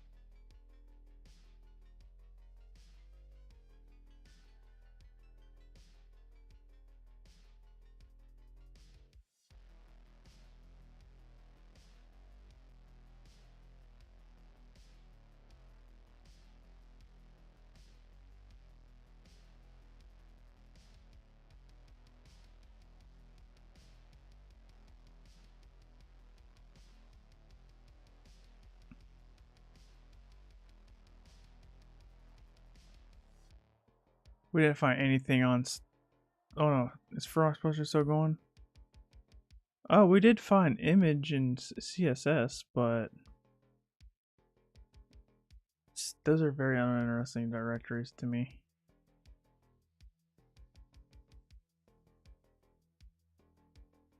Check the images and see if there's anything there.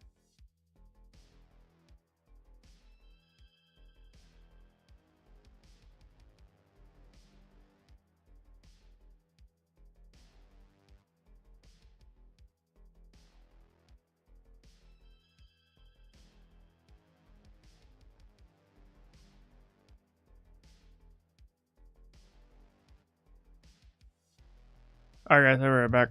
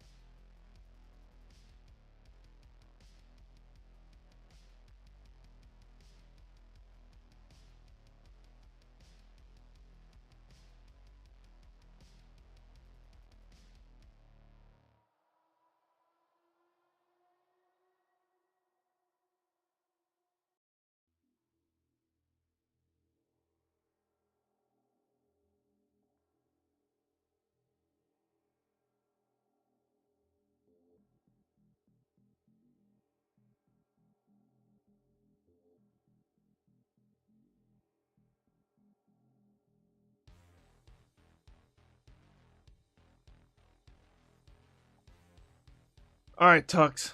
See you when you get back. Thanks for stopping in. Yeah, this stream's not exactly the best right now. It's like we're just waiting for the tools to run. This is what hacking looks like half the time, guys.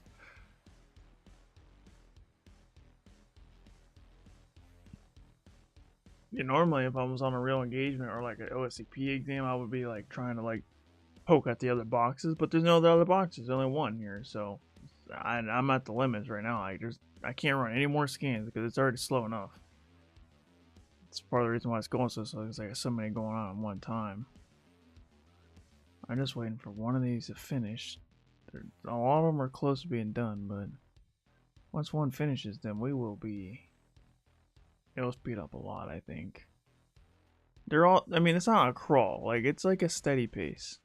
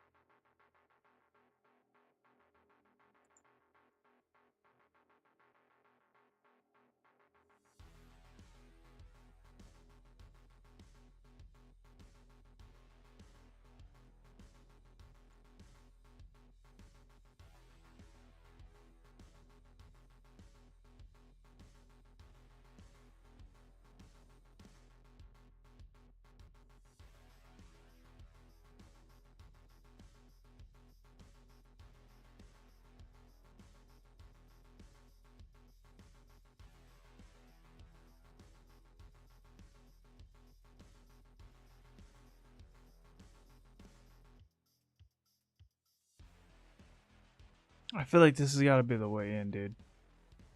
This login panel page has to be.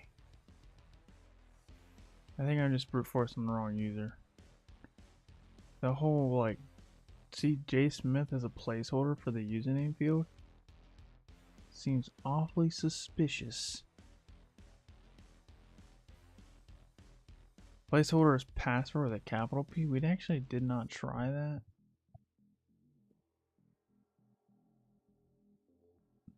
Go back over here, burp. It's J Smith, all lowercase. Okay, let's try that. J Smith with a capital P password. That didn't work. Okay. That's unfortunate.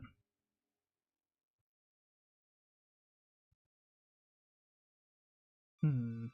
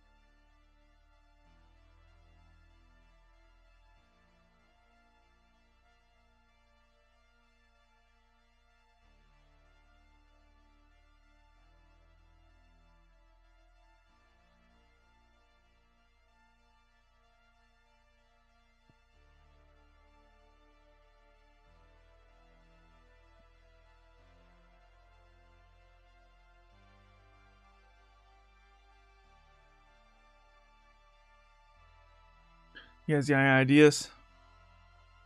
Anybody in the chat got any ideas? If none of these work, then I'm going to check the guide because I'm all out of ideas, honestly. After these scans go, like, I don't know what else to try. But I don't want to check out the guide until these scans finish. Because these scans very well could be what the answer is, you know? To break into this thing.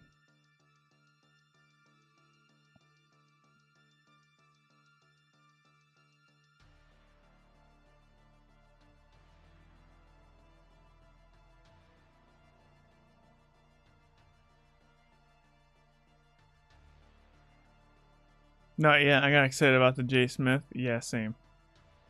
That's why we're still brute forcing him over on Hydra.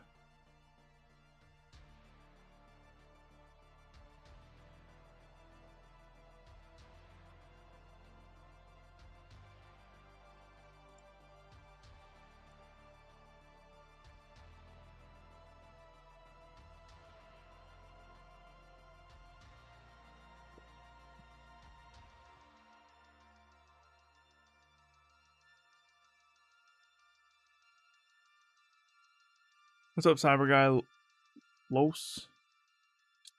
This is an easy box. It is classified as an easy box, yes.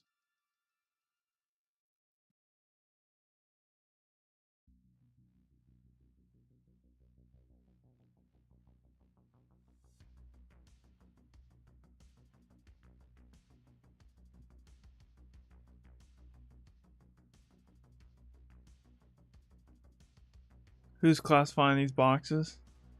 I think Hack the Box does.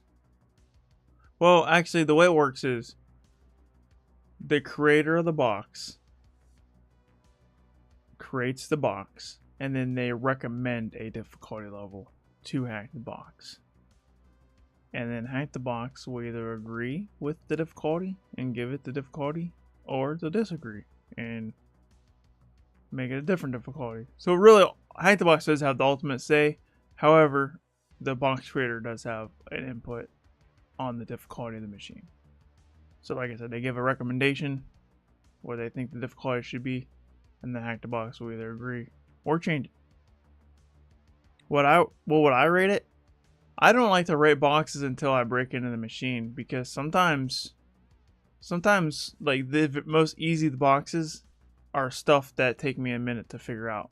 And it's like, well, just because it took me a long time to figure out doesn't make it harder. It doesn't make it hard. It's just it took me a minute to figure it out. Right now, I mean, we still haven't, in my opinion, it's like,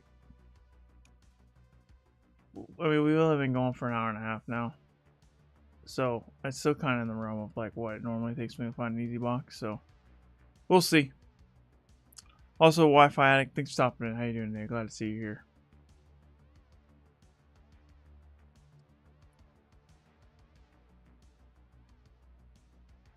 Once these scans are done, we will check out guided mode if I don't get any results that I'm looking for.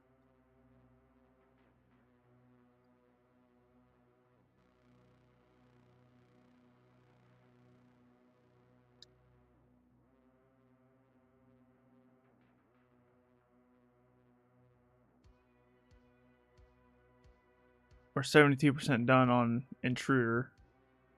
And on SQL map, we still got quite a bit to do more on SQL map. It's going slow because we're hammering with so many different scans at the same time. Forensics Buster is almost done.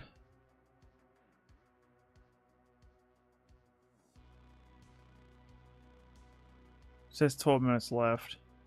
I almost want to quit this because it's just CSS and image. Like, I really don't care about CSS and image, but they could be some interesting files that pop out of nowhere after you scan these for a minute. So we'll let that roll. And then we also have Hydra run at the same time on a JSmith user, which honestly might be a lot more resources than what it's worth, but I still want to check and still want to try. This has been running for 15 minutes now. So we'll let it run for another 10 minutes, and then after that we're gonna quit this and then speed up the other scans. By the way, your Discord notification squad isn't configured properly. I'm not a part of it, but still get all your video notifications. Really? I appreciate you letting me know that, man. Because I was under the impression that it was working right. Thanks for letting me know.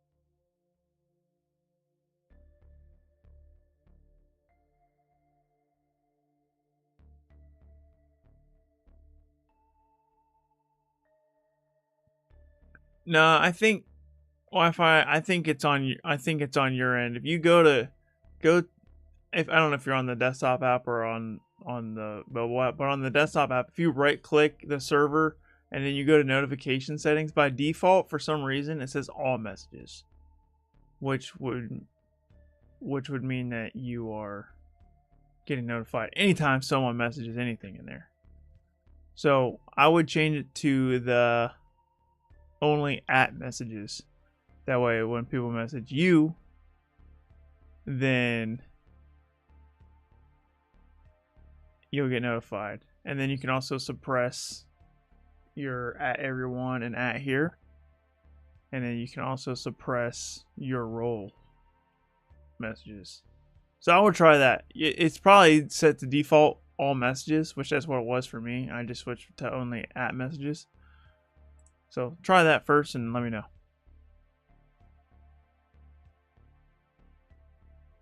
No offense, that kind of defeats the purpose of the role, in my opinion. Well, yeah, you're right. But like I said, I don't control, to my knowledge, I don't control the what your personal notifications are. Um, you know what I mean?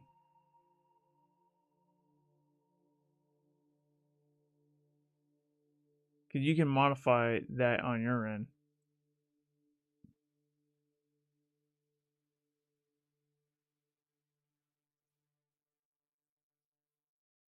I don't think server settings.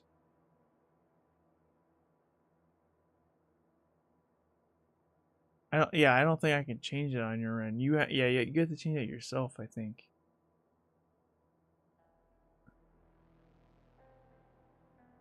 What's up, Chase? We're gonna stream. Thanks for hopping in. Yeah, actually, we have tried SQL injection. We're actually trying.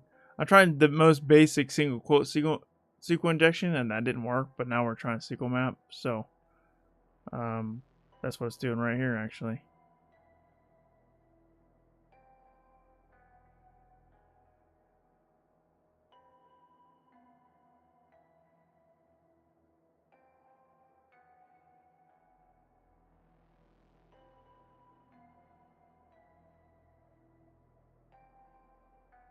Now the Discord, once you join the role, you automatically get added to the specific channel. In this case, the content notifications channel.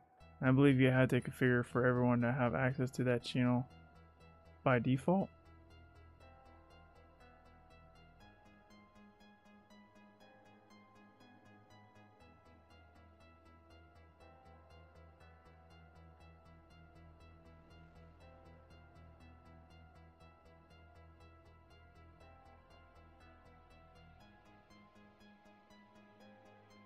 Have you tried to capture the whole HTTP payload and then convert that into JSON?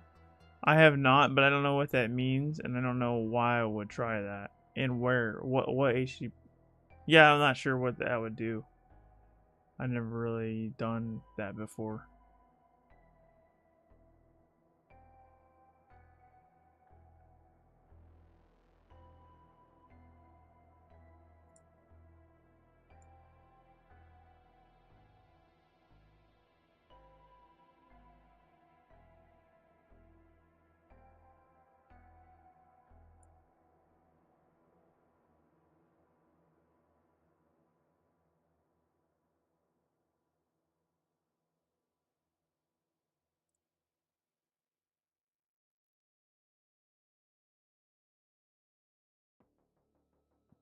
Yeah, Wi-Fi. I think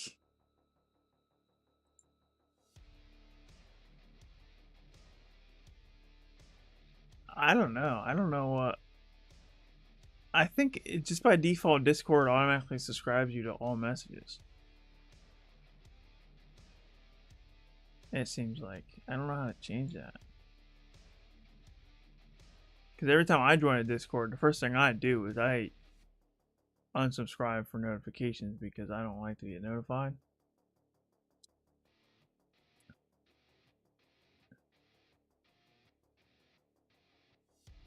By the way, I love what you're doing. Thank you. Glad you love it. You can use the JSON to bring in items and bypass auth. I mean, that makes sense, but I still don't understand how to implement that. Let's go to my burp suite. So here's the login. Oh, this is the login error. So here's the post to the login. It says redirection to login error. Login error equals.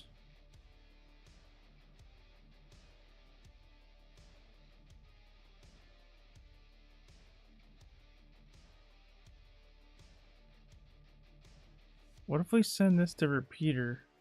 It says error equals login error. What if I just get rid of the login error?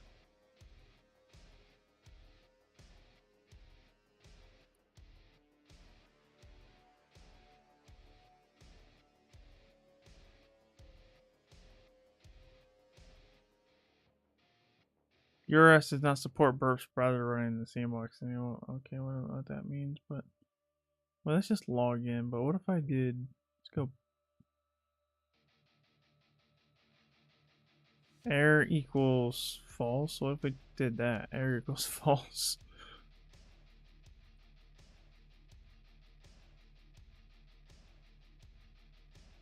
Stalker sign in.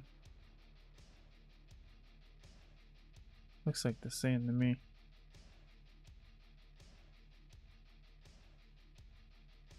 Well, this is getting a lot faster now. One of my scans must have completed. I bet you it was for Roxbuster. Oh no, it's not, but it's almost done. We're still not getting anything useful, dude. SQL injection is going. Hydra's going.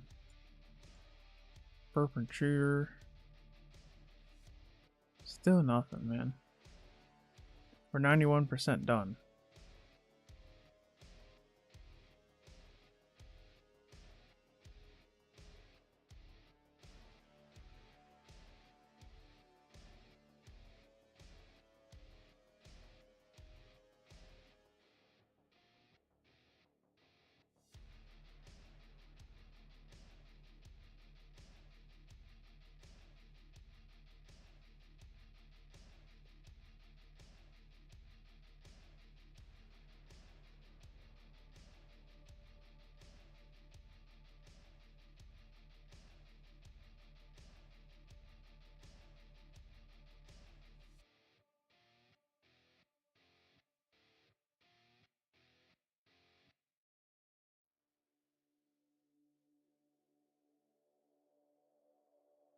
Access granted. Shiv Shankar Yadev. Thanks for subscribing on the YouTube channel. I appreciate you.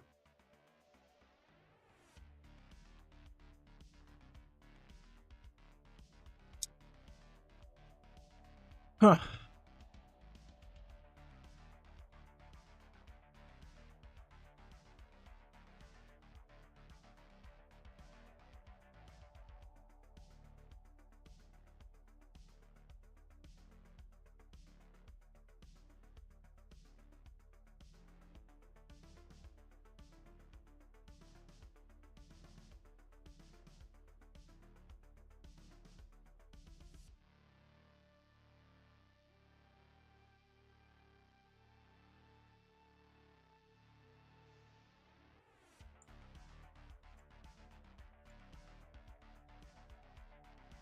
Ferox is so close to being done. We got 1 minute left. A little over a minute. It says 60 seconds now.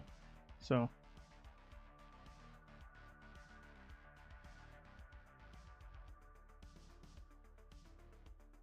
Oh, it's going fast now.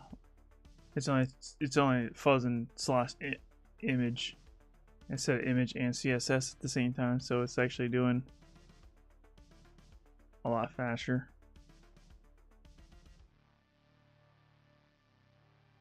And then once this gets done, then our intruder should speed up. But intruder's almost done too. It's 99% done. Now it's done. No results. Very unfortunate. Go ahead and close out of this. Let's go ahead and discard this. Oh, I didn't mean to do that. Oh yeah, here we go. Okay, so we will clear these, and we would do add a garden and J Smith add, and then we will start this attack again. Invalid target. What do you mean invalid target? Huh? This literally just worked. How is this an invalid target, bro?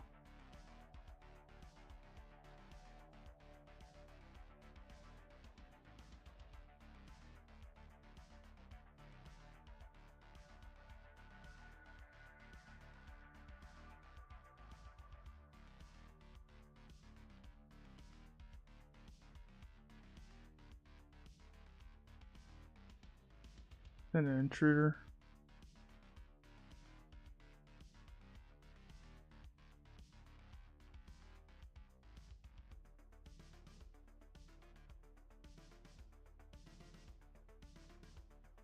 We want to do a cluster bomb.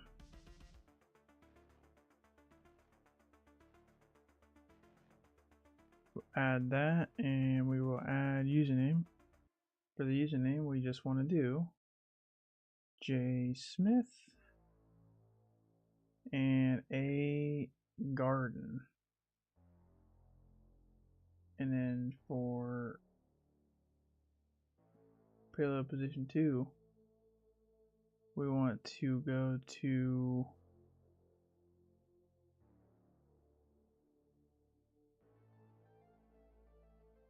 user share wordless, and then we want to go to secless passwords, and then we want to go to top 100,000.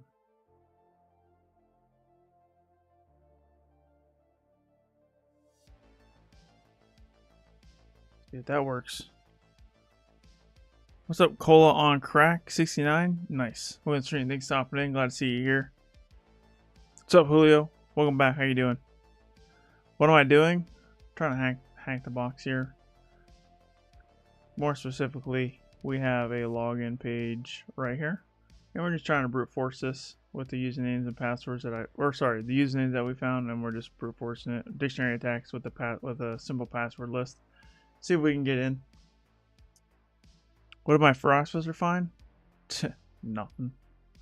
I found static, which there's nothing there, and it's found login, which we already knew that was there. So static login, it found error.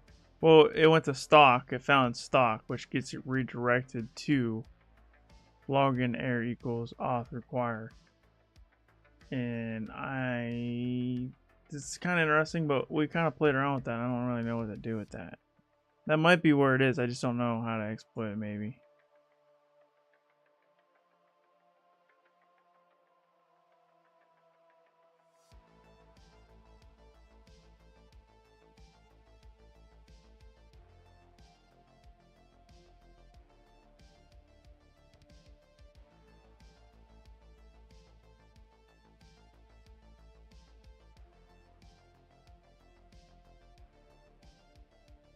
We'll filter login error and negative search and apply. That way, nothing but successes get shown up. What about fingerprinting the website itself? Any info there? That's a good point. We actually did not try that. Let's do a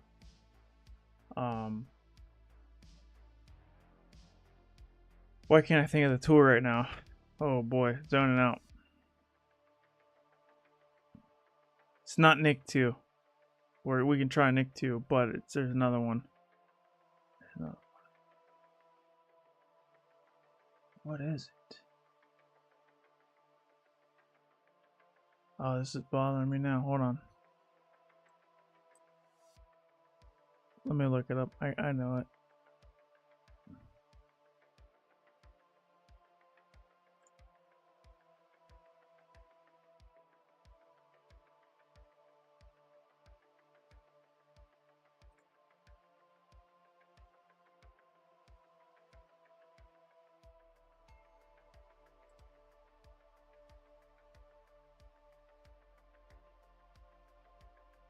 Nuclei. That's what it is.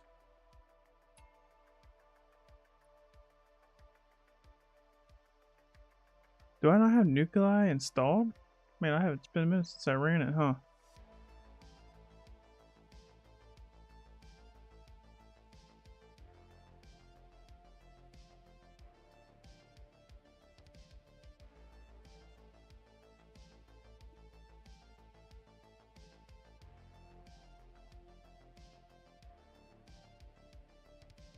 Forget the syntax for this. It's like, is it just dash u then the URL? I think that's really all you need, honestly, but I can't remember. Yeah, nuclei and then flags dash u for the target. All right, easy enough. Clear nuclei dash u http /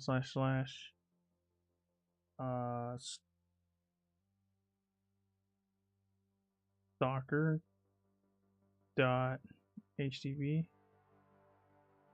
Let's do dev dot stalker dot htp, and then we'll do regular stalker.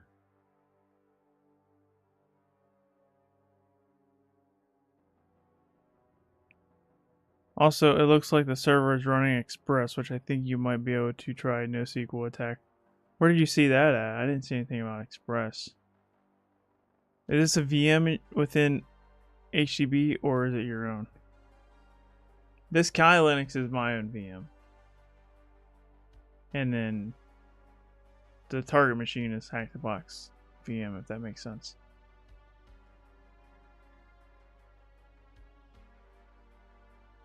It's one of the HTTP headers in burp.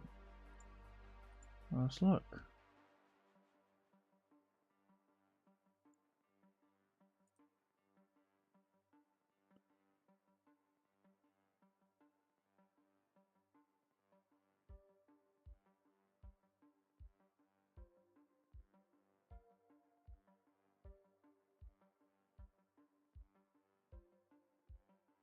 Oh, expired by Express. Yeah, I see.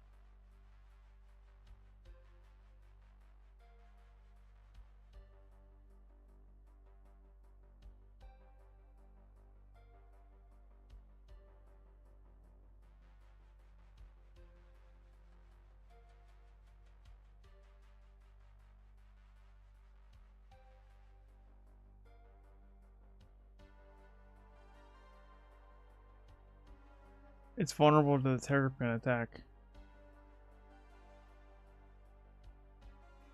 How is that scanning SSH? It's kind of wild. It's giving me SSH vulnerabilities right now. Let's try a regular stalker and see if that gives us anything different. So the Terrapin attack, can we use that?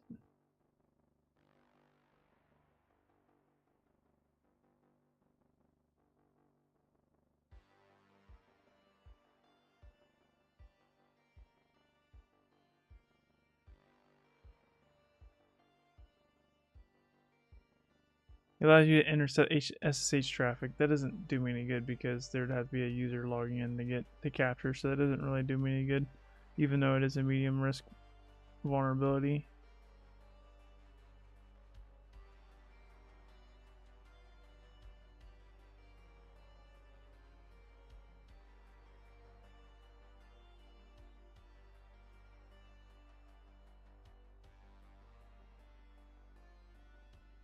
Node Express dev environment. Let's see here. Secure Sphere.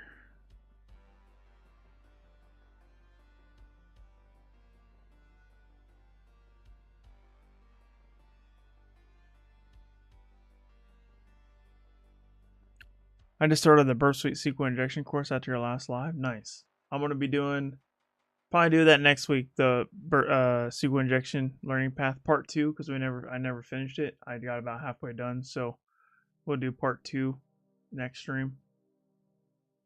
So I'm glad you started that. Just so many things I want to do. We'll keep doing Hack the Box. Do you guys want to see Try Hack Me too, or do you guys rather just see me stick to Hack the Box and Portswigger's Web Security Academy? I was thinking about throwing in some Hack the Box rooms, not Hack the Box, Try Hack Me rooms in the mix of my live streams as well. They just alternate between Hack the Box, Try Hack Me, and the Web Security Academy from Portswigger. But I haven't streamed Try Hack Me ever, and I thought that might be something cool to do. Maybe start with like the beginner level path that I didn't do yet. I never. Well, it just came out, so that's why I never did it. It literally just came out. That they came out with another. They had beginner level paths. I don't know why they made another beginner level path. I thought the ones they had were fine, but they made a new one, so it might be good to do that for you guys. And that's not redoing the same content. I don't like to redo the same content. But yeah, I didn't find anything for Hugo 084, unfortunately. I tried to find some exploits for it, and I couldn't find nothing. Well, I can try again though. It doesn't hurt. Hugo. Yeah, oh yeah. Sneak says no direct vulnerabilities have been found.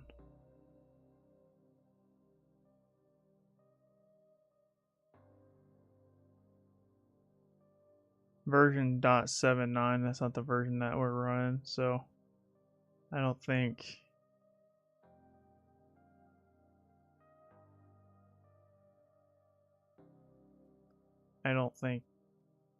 it's anything to do with Hugo.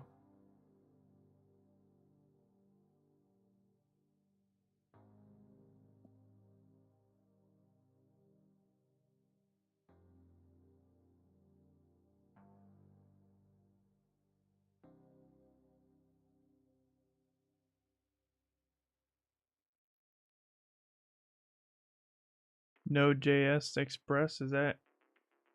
I think that sounds good. See if we have anything here from Hatrix.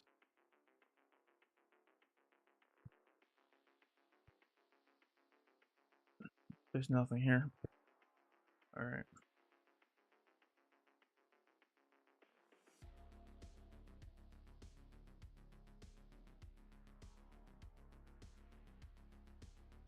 Okay, Ferox didn't find anything. Let's go back to our intruder.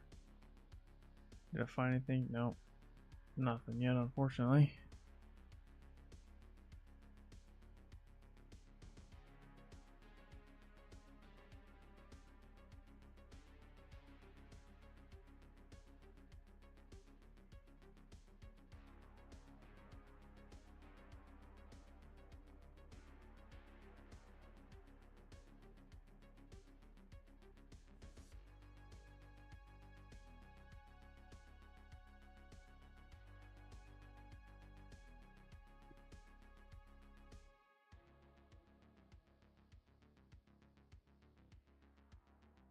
So right now,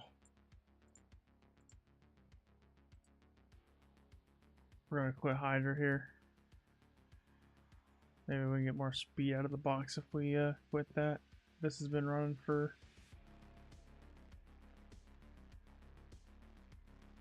over a half hour. Dang, really? Okay. So now we just got SQL injection running, SQL map, and we have intruder. And I mean, once these scans are done, then I don't know what else to try.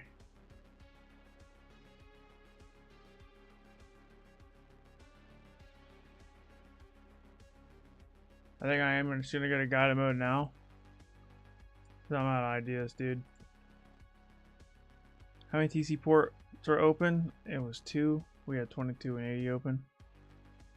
Did you run Ferox Buster on dev? I did. What is the name of the virtual host besides Stalker that can be identified? Wait, what? What is the name of the virtual box host Stalker that can be defined? Is it just dev? Stalker.htb? That's the only thing I found. Okay. That is right. If it was something else, I would have been like, dude, how did I miss that? What JavaScript based web framework uses dev Java based web framework? It was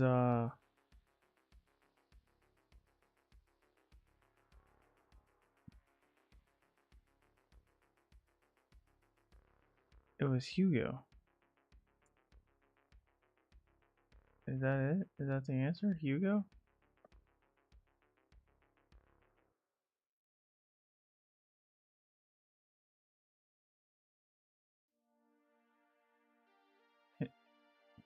Is the value of the X powered by? Oh, it's expressed. We did figure that out.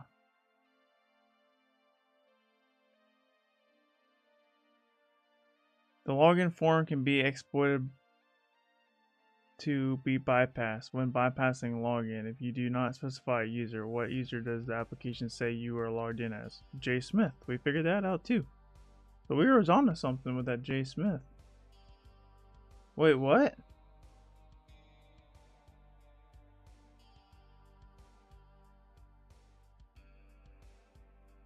Oh, maybe not.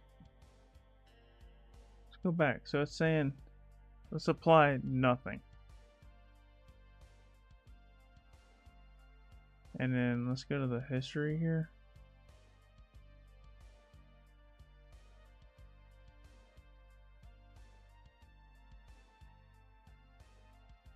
I supplied nothing. And then here's another response.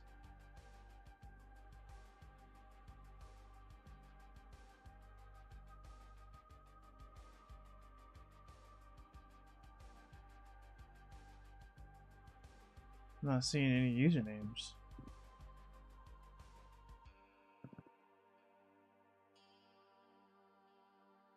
This is J Smith.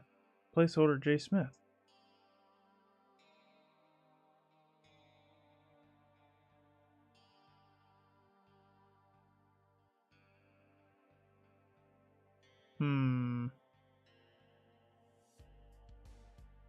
The site is using NoSQL database, which is vulnerable to NoSQL injection.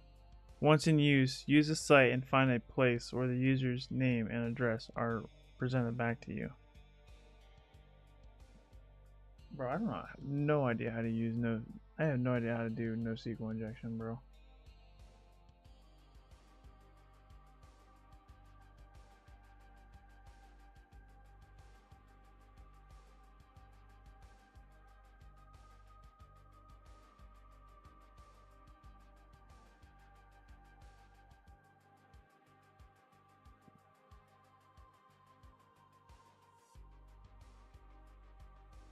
This looks like regular SQL injection to me.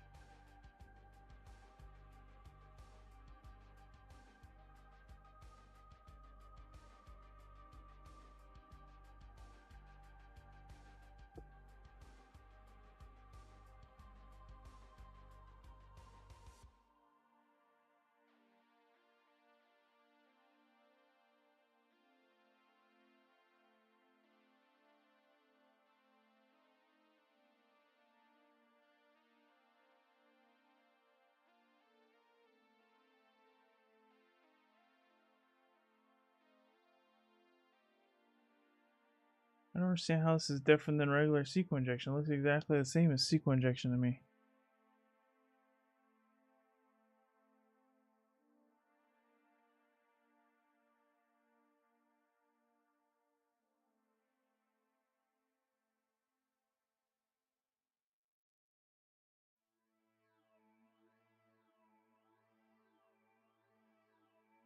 Try username null password in the /login request with JSON set as a content type.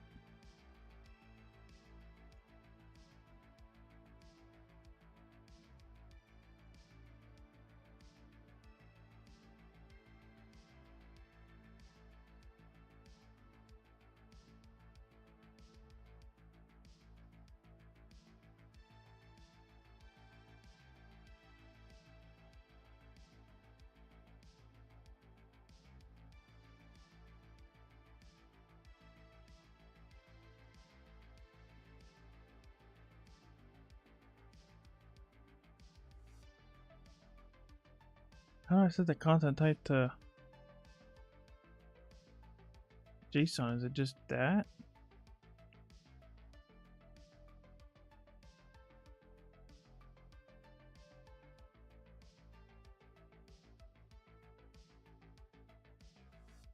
Oh, let's get rid of this.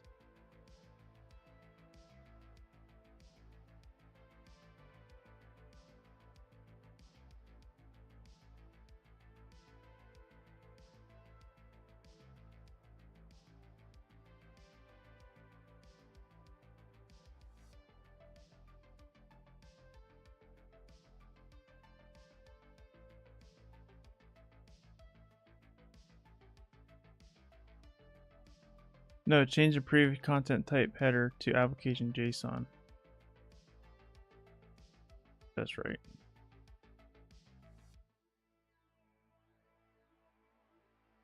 Wasn't there... There was no other content. So it's just content type like this.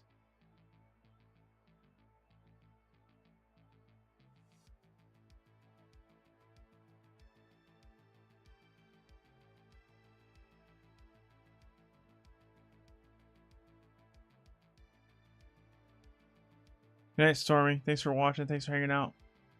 Have a good night. See you later.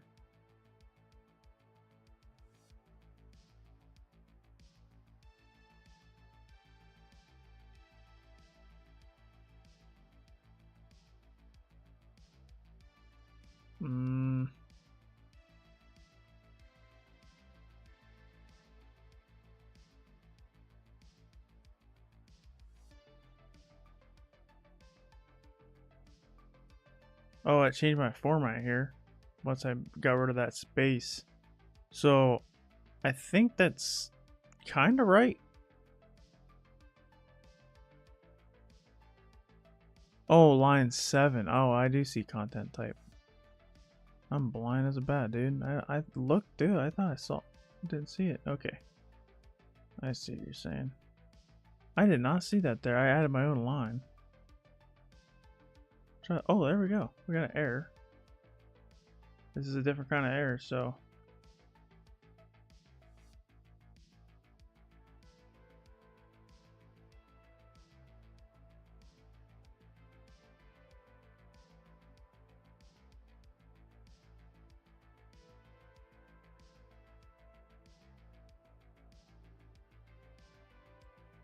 Still not seeing a...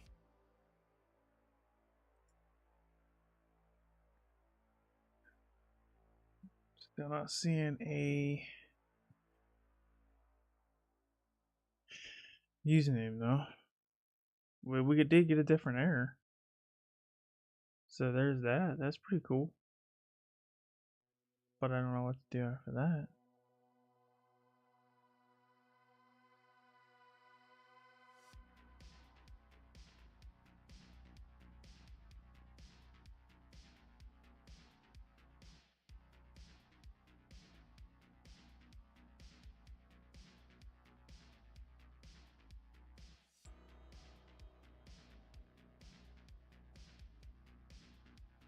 Is it just anonymous? Is that the user? Just try that.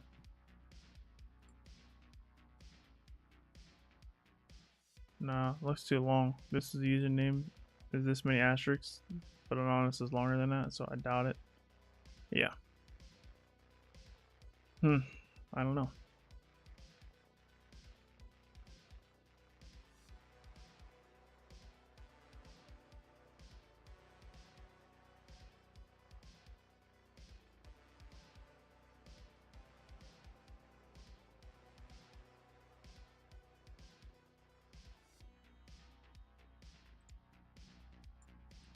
Yeah, nothing. I don't know. I don't know what else to try.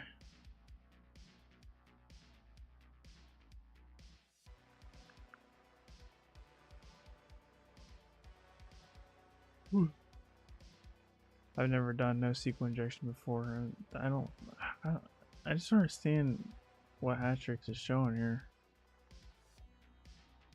I guess this is what I just tried, but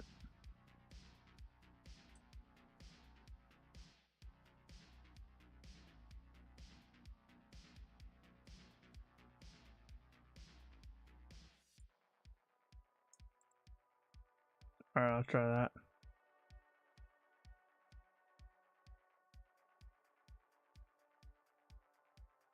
What's the difference between the two, though?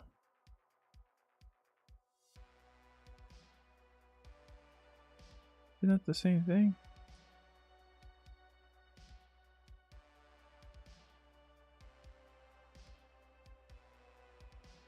Oh, that actually worked.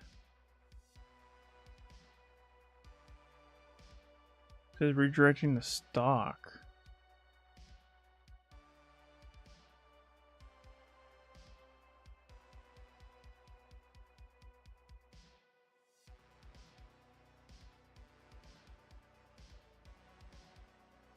Okay, that's cool and all, but how do I follow the redirection?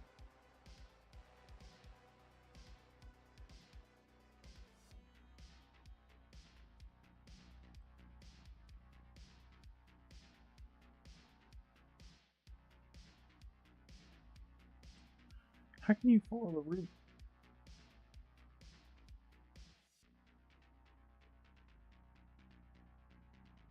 At the top beside send? Oh. Oh my gosh.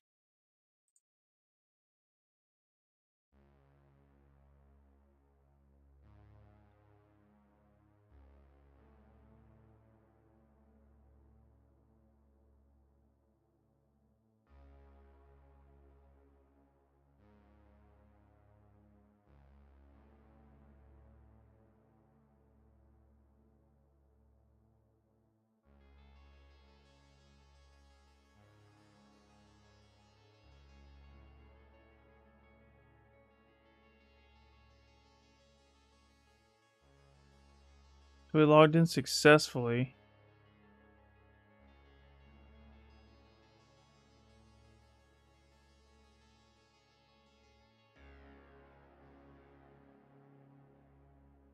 I don't see a username though.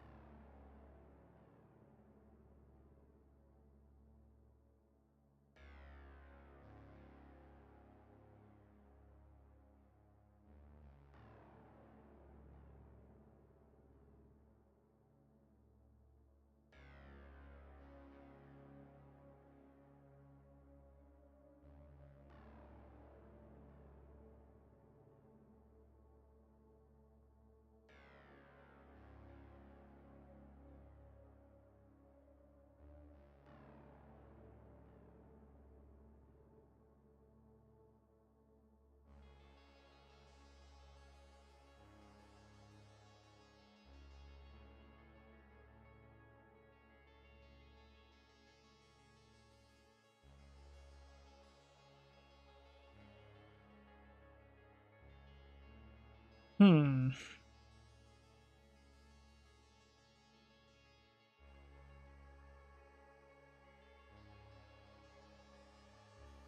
I mean, we logged in successfully. We're viewing /stock, which you can't do unless you're logged in. So we bypassed the login, but I don't know how to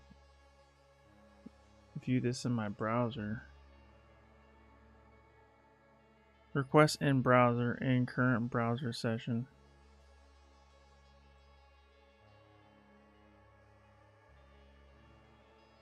So I can copy this and paste this.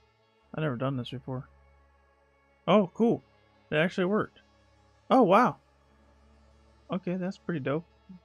But what username am I? There's no... There's no, view card. I don't see a username.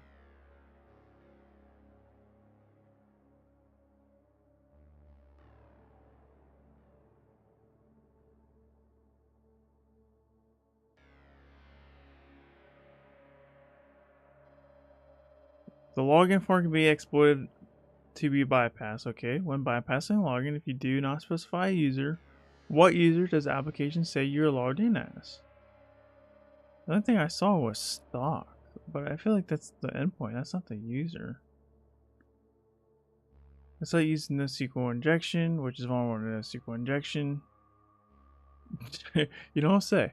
Once in, use the site and find a place where the username and address are presented back to you. Okay. Well, I guess we just gotta figure that out. But there's nowhere to... Maybe /account? That didn't work. Add something to my cart? Yeah, I guess you're right. View cart. Oh, I did view my cart earlier. Let's see, submit purchase maybe? Order ID, view.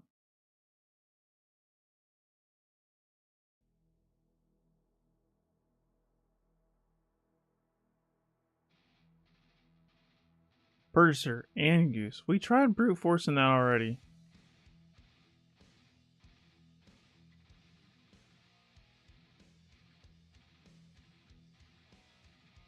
I already need that username. I didn't have to go through all that just to get his username. What software is being used to render the PDFs?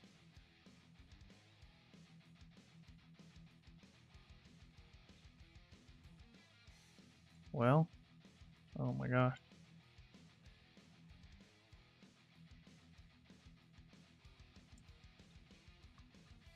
Go back. Software. Software. To use to render PDFs.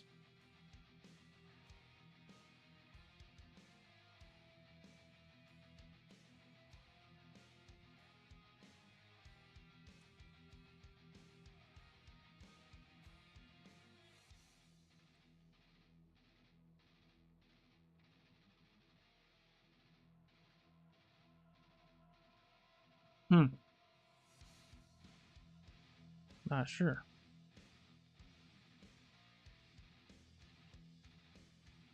Download one and use a tool like EXIF tool. See its metadata. Oh, alright. What's up, Flatworm? Welcome to the stream. Thanks for happening. Glad to see you here. What programming language did you first learn? Python.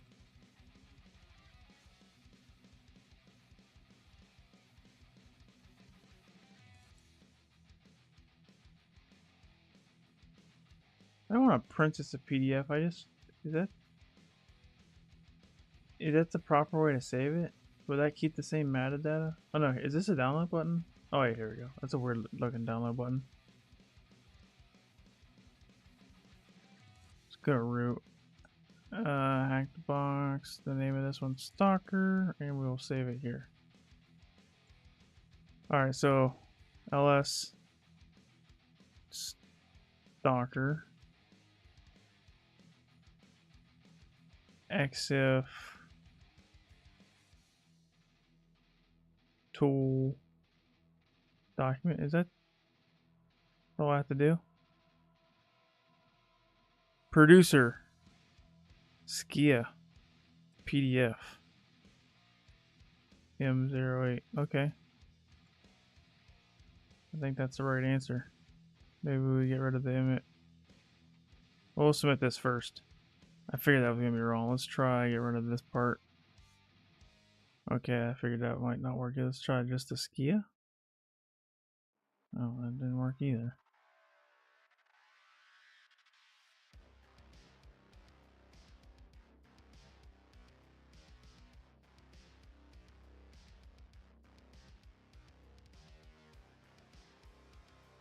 There's Chromium. I don't think... Is that real? That can't be it. Let's try it. Oh, Chromium actually is. Okay.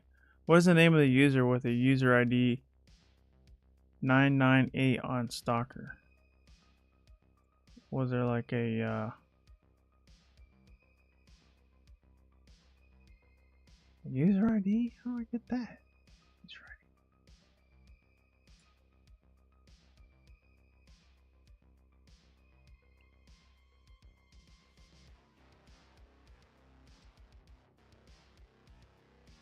I have no idea where you would get that at. There's like nothing going on this website. Let's look at the hint. There's an HTML injection / server-side cross-site scripting vulnerability in the PDF generation. Use it to read etsy password file by injecting an iframe or script tag. Oh my god.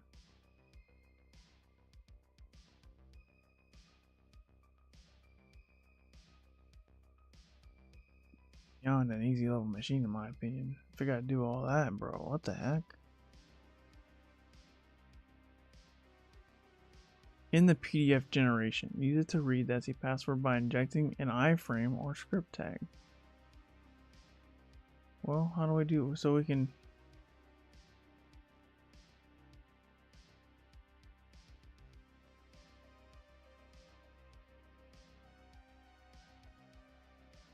Turn intercept on, I guess. And then hit here.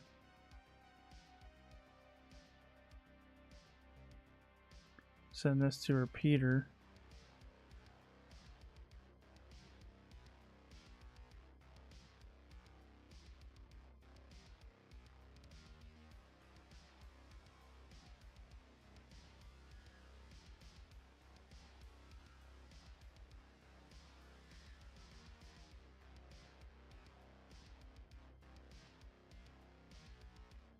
Let's see if a regular script tag, I can get that to work.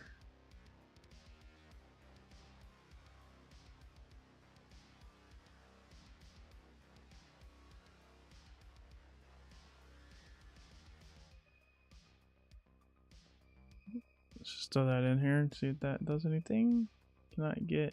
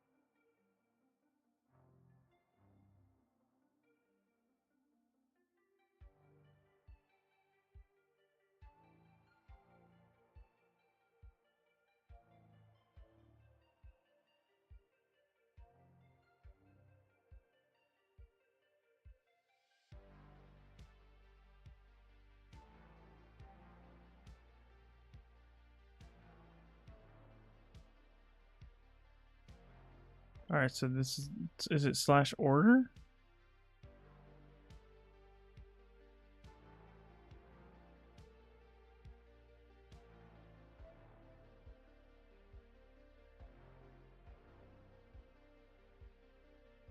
That's an ID, but that's not a user ID, that's a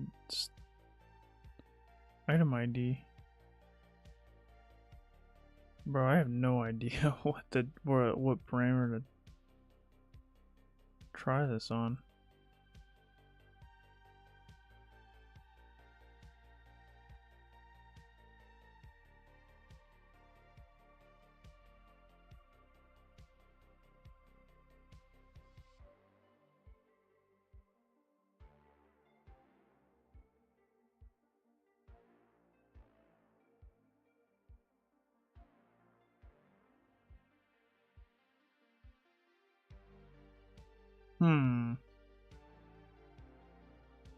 I'll leave the write up on this one. I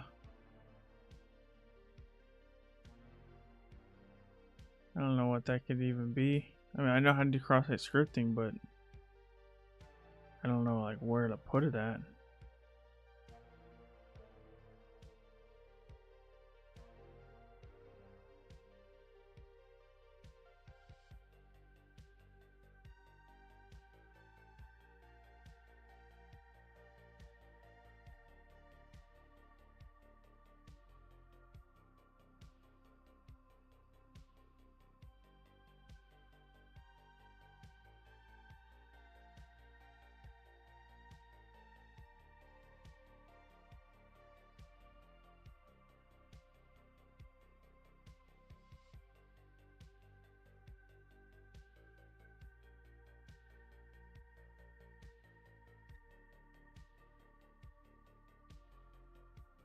So it's saying,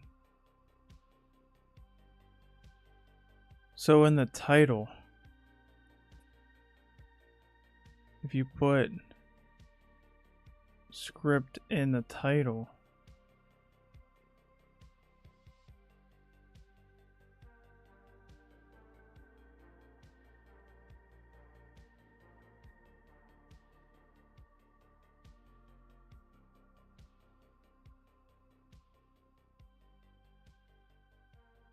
we got an error.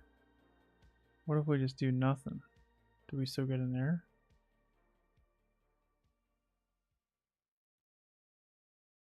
Oh, okay, that makes sense. So yeah, okay.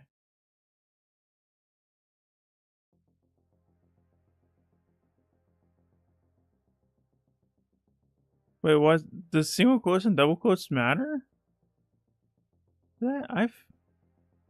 Quotes are conflicting. Oh yeah, I see what you're saying. You're right. Okay, you're right. That normally doesn't matter, but since I haven't double quotes, you're right. Okay, I see. Okay, that was a success. Order ID equals true. Can I do right click?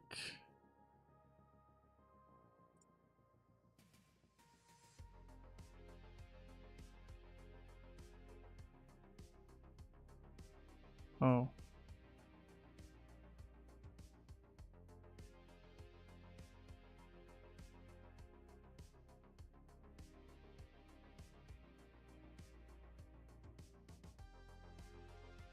Let's copy this order ID.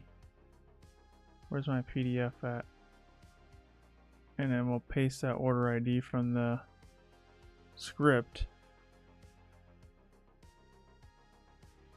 That's the cup. That's not the order ID I wanted. I wanted this order ID.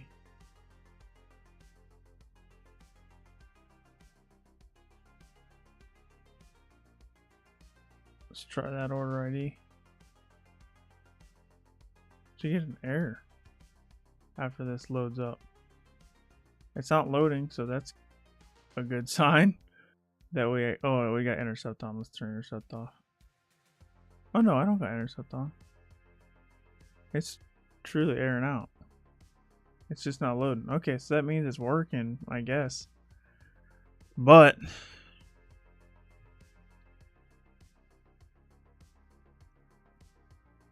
yeah, internal. Okay, yeah, that's exactly what the write-up said. But it's like, how do I take advantage of that now? I don't know how to add an LFI into a cross-state scripting. I've never done that before. I've never even heard of that. I didn't know that was possible. Like, I know how to steal cookies with cross-state scripting. I know how to send requests to my server. I have to keep reading the... Okay, so we definitely duplicated that.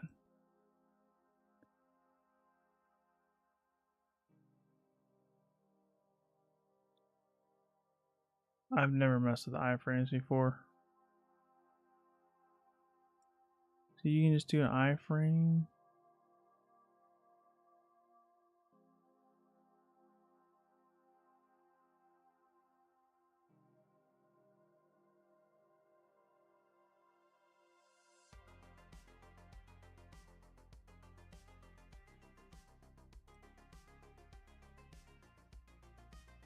So he's just taking this iframe. So instead of cross-state scripting, so cross-state scripting is just the test, which makes sense. And then this, oh, I'm on intruder. I don't want to be on intruder. I want to be on repeater. Repeater. So let's put this iframe here and send this. Okay, so that was successful. So that's good. Let's copy this. And we will go back over to here. And we will replace this ID with the one we just got. And that should give us an Etsy password. It did. Look at that. That's pretty cool, dude. I've never done that before.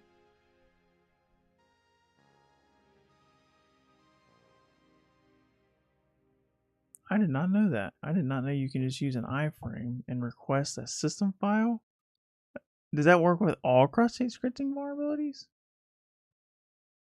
That displays cross-state scripting stuff? Huh. I learned something today. That's pretty cool. So the user is underscore Laurel. Is what it wanted. And Goose, I was right about that. I'm trying to brute force him. But clearly his password is a little too strong for us. Okay, let's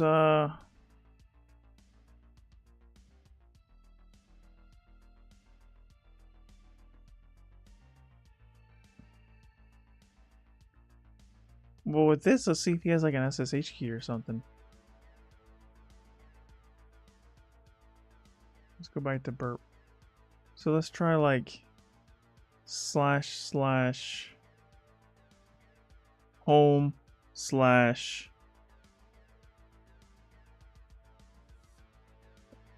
we can try this Laurel person.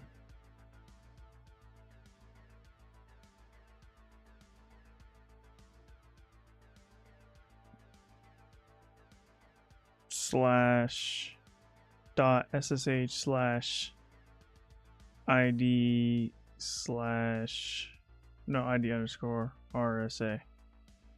Let's see if that works.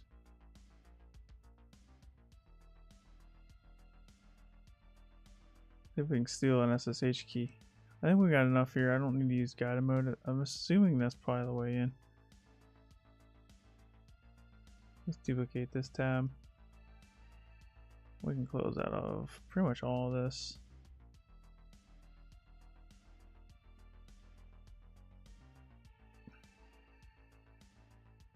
Paste this ID here. Hopefully we just get an SSH key here.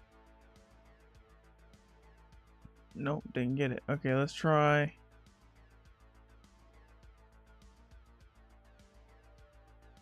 This user. And goose. I guess it says been false. Let's come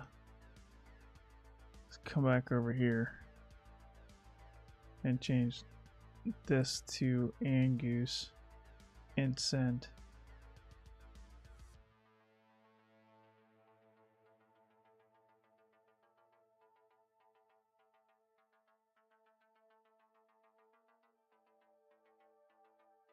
See this SSH key for that user. Nothing. Well, this is the user that guided mode wants us to submit, so we will submit that and just go to the next guided mode thing.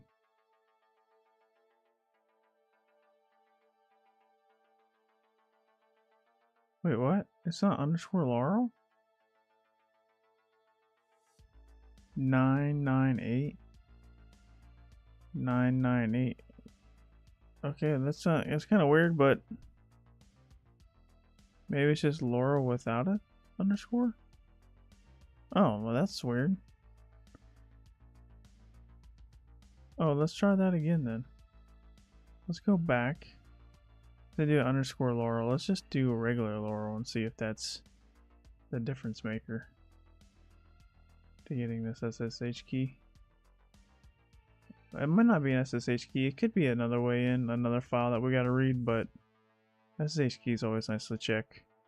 No, I didn't get it. Okay. What is the full path to the base folder where the express application is on the file system? Do not include the trailing slash.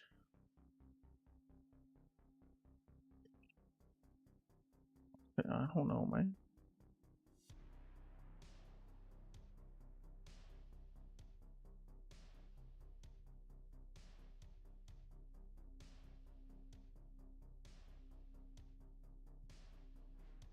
By sending a malformed JSON to the PDF generation endpoint, we can get the site to return an error that leaks the full path some of the files.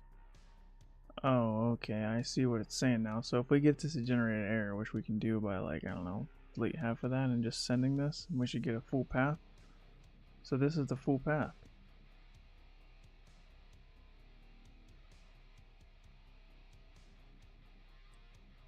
I don't know, well,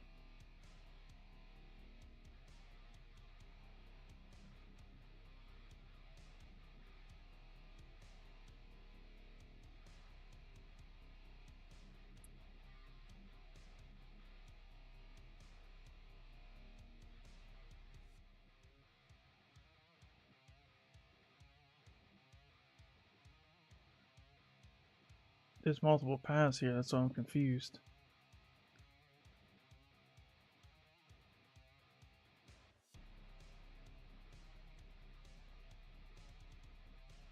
The full path of the base folder where the express application is on the file system.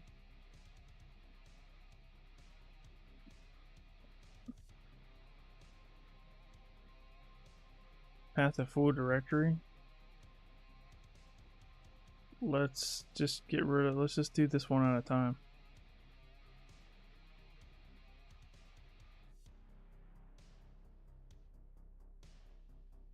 Yeah, I mean, technically we probably can read the flag directly, but I like to get on the box first. It feels more legitimate.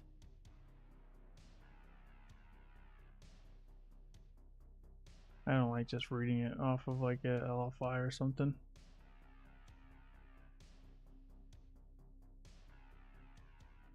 There we go.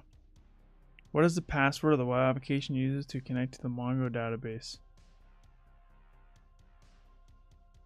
We gotta find some kind of configuration file. Main application can be read using the vulnerability in the PDF generation. Look for index.js. Oh, well, that's the path that we have right here. No, this one right here.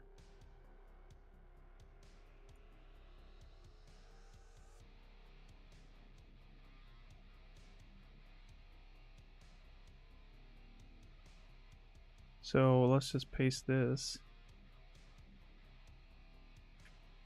here, send this, copy this, and then paste this here.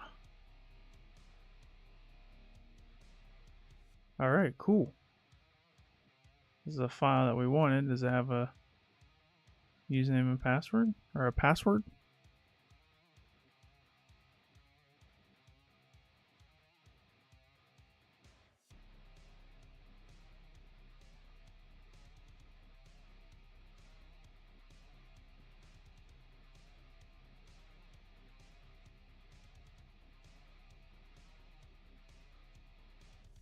Well, that wasn't in it. I said look for index.js. That was an index.js file. But that was not the right index.js file, apparently.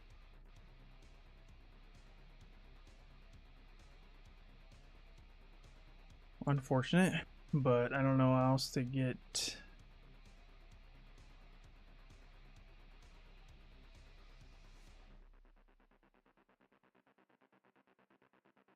the other index, the one it's looking for.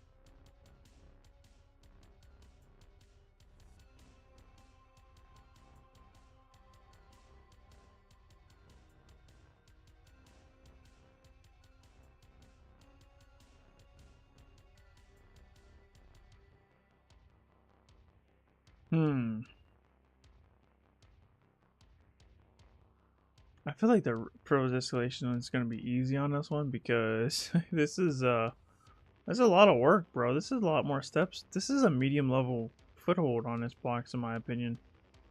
Like, I mean, it's just there's 12 steps.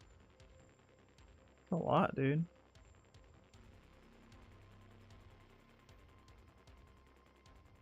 Yeah, privilege escalation only has 2 steps. Privilege escalation is going to be easy. This initial foothold is, I would say, in my opinion, medium difficulty. So that makes, in theory, the root flag should be easier to get. I don't know how to find this.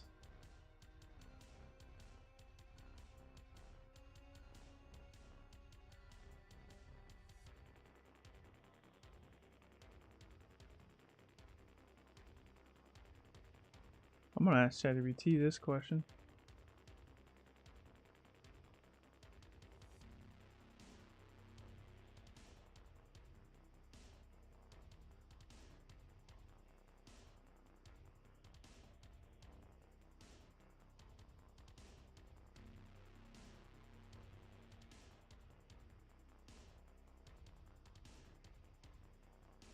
Paste that and just say, hey, this is the full path.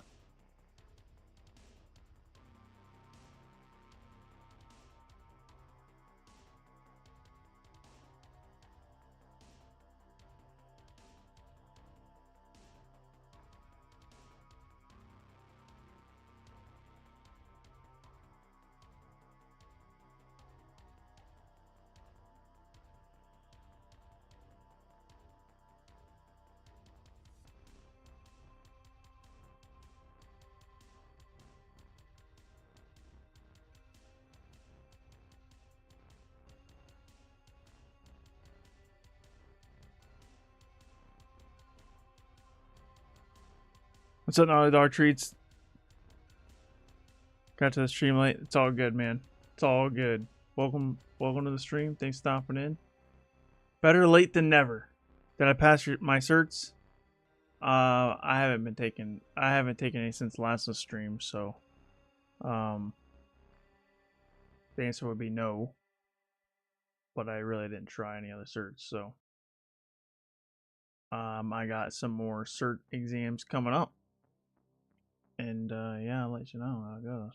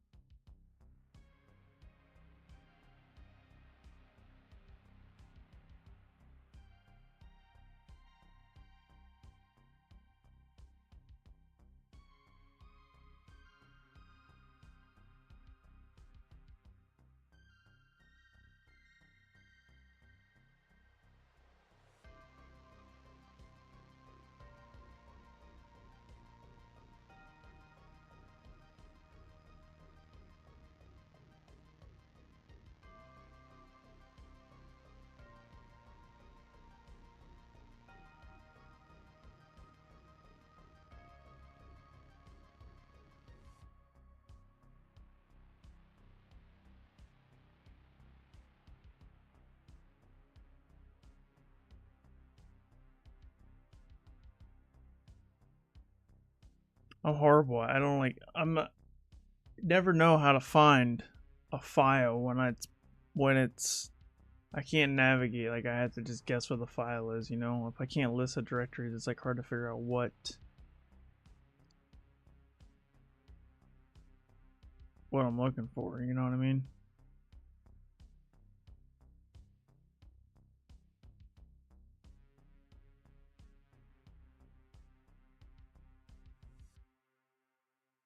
Kind of run out of time. I'm not gonna try. I mean, I think if I try and error this enough, I would eventually find it. But I think it's just gonna take me too long. So I kind of just want to see where the location is.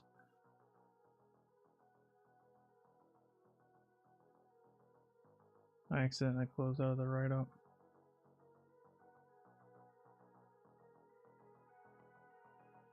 Where is this?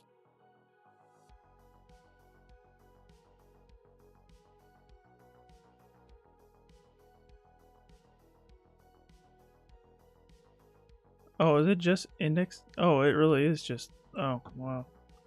I thought it was more complicated than that. That's kind of weird. I thought it was gonna be like /dev /something something /something something /something something /index, but that's not the case. Actually, all we gotta do is just get rid of this section. See, I thought it was gonna be like no module / something else something. Go ahead and send this.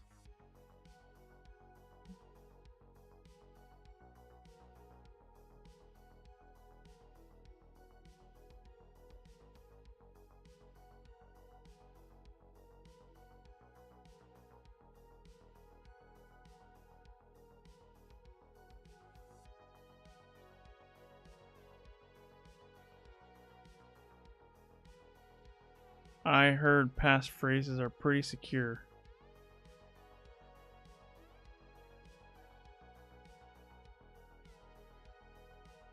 So can I log in as the MongoDB source?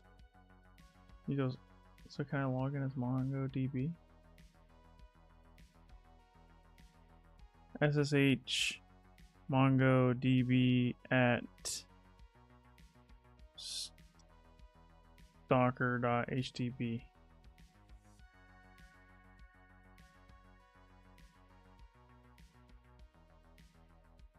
Hey, wait. Oh no, I got permission denied.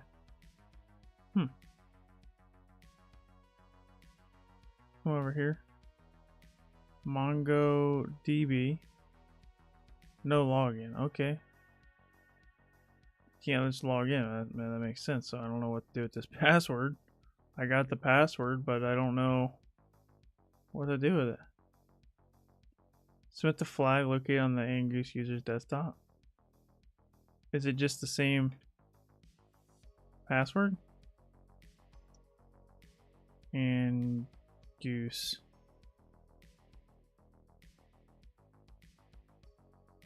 Okay, cool.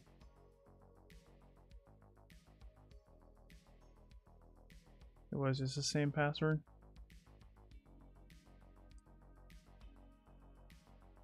Dude, that was a hard user flag.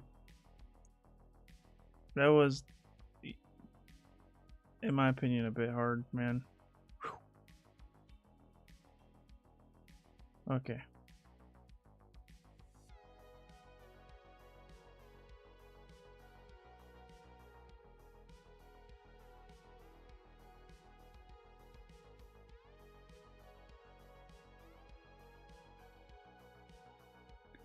So this this user can run anything in .js. So let's just navigate to. This sounds easy. All I gotta need is a Java reverse shell. If I can modify, change directory to this.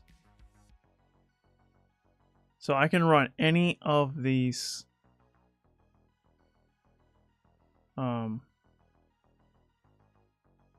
run any of these. Can I touch touch test.js? Permission denied. I can't just write a new file. But I see creds.js. Can I cat creds.js? Permission denied. Okay. Can I cat find all orders? Can I view any of these? Cat find unshipped orders. Cat node modules. That's a directory change. Okay. Cat schema. Cat profit.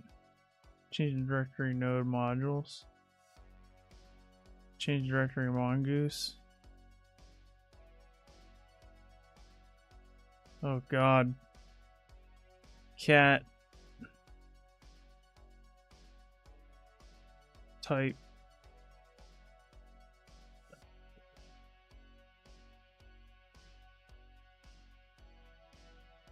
If I can modify one of these files, then it's a game over because I can run any of these files as root.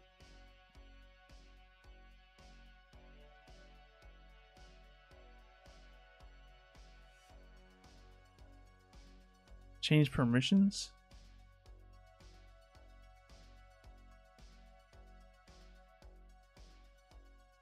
I don't think I can change the permissions. Unless you have a way to. I don't think I can just change the permissions.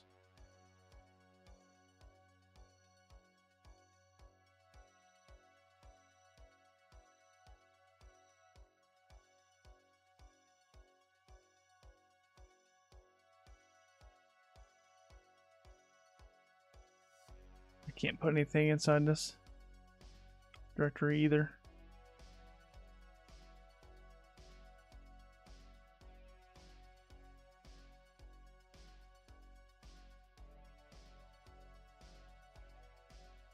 Well, I can view these.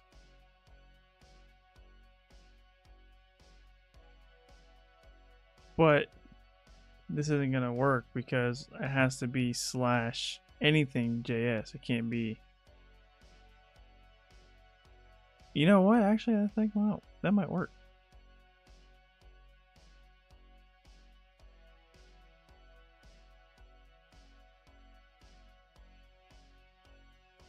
Touch test.js. Can I make a file? No, I can't. So I can read some of these files, but I can't write in this directory.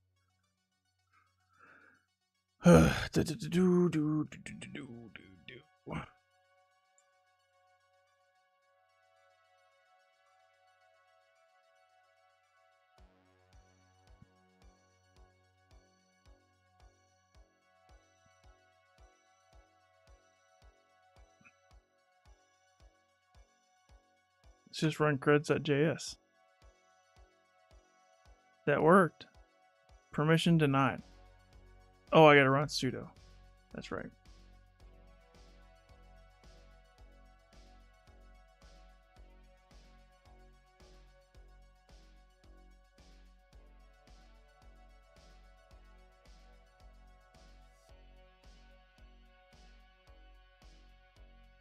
It ran, but I don't know what it ran. Like, I can't view the file. I can run it, but I can't view it.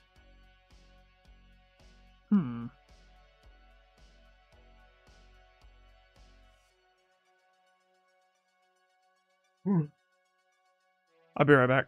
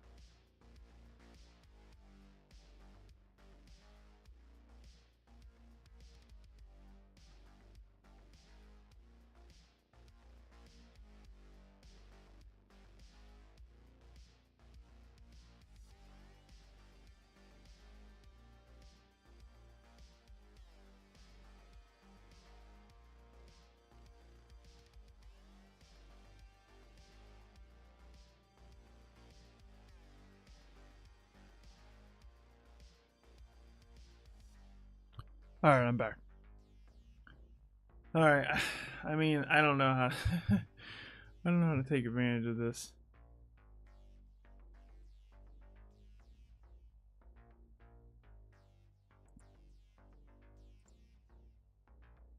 What's the name of the executable without path that can run as every user on the system without path? The name of the executable.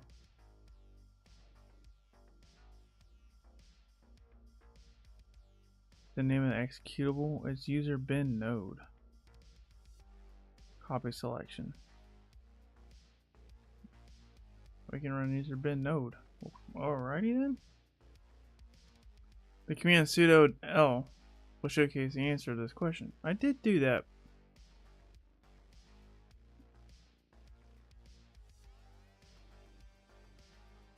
Well, that's weird.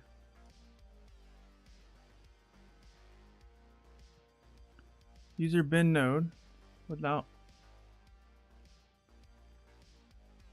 Let's just copy the whole thing, I guess. I thought it said without path. Or maybe it's just node.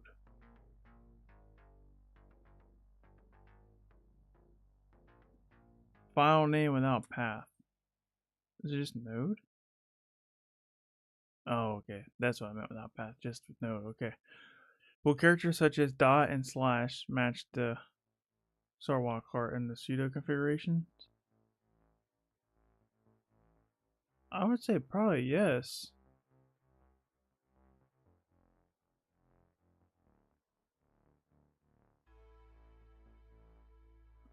Dot and slash. Oh, I see it now. I got it now. All I gotta do is get a rev shell.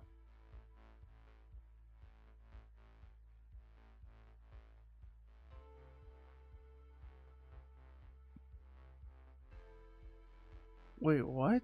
I can't get a rev shells, bro? What?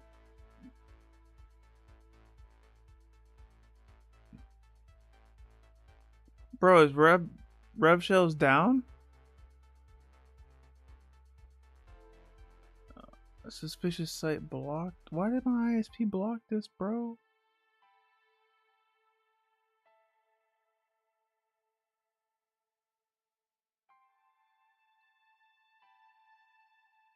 Are you serious?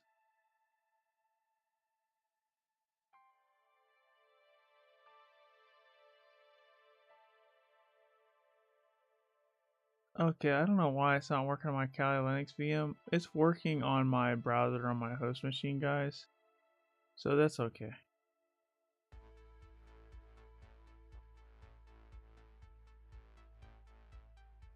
There's got to be a Node.js.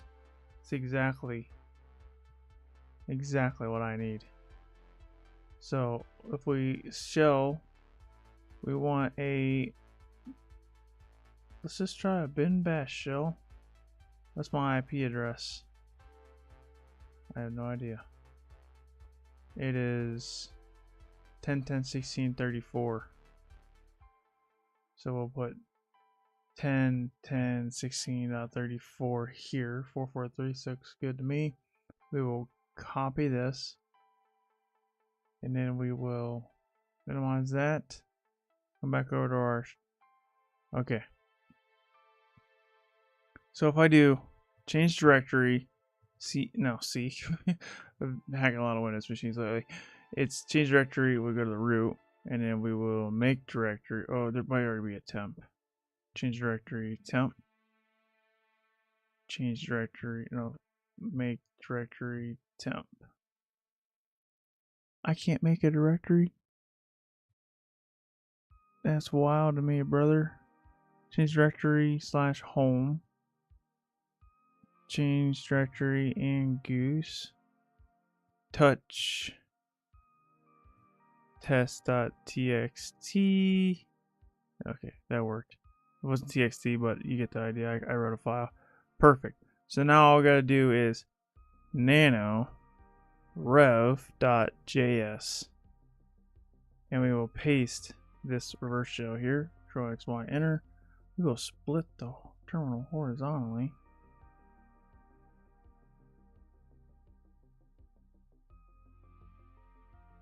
And then we will do a sudo -l again. And all we have to do is run this. Copy selection, paste, but all we have to do is // Go back a few. We probably didn't have to do that many, but we only need to do like 3, but oh well. And then home slash angoose and slash rev.js. Before we push enter on that, we can just do netcat-lnvp 443, and then if we hit enter on this, we should get a reverse shell. But before we do that, we have to put sudo in front of this. Otherwise, it won't be a root shell. Sudo. Did it work? I don't know. Doesn't look like it did.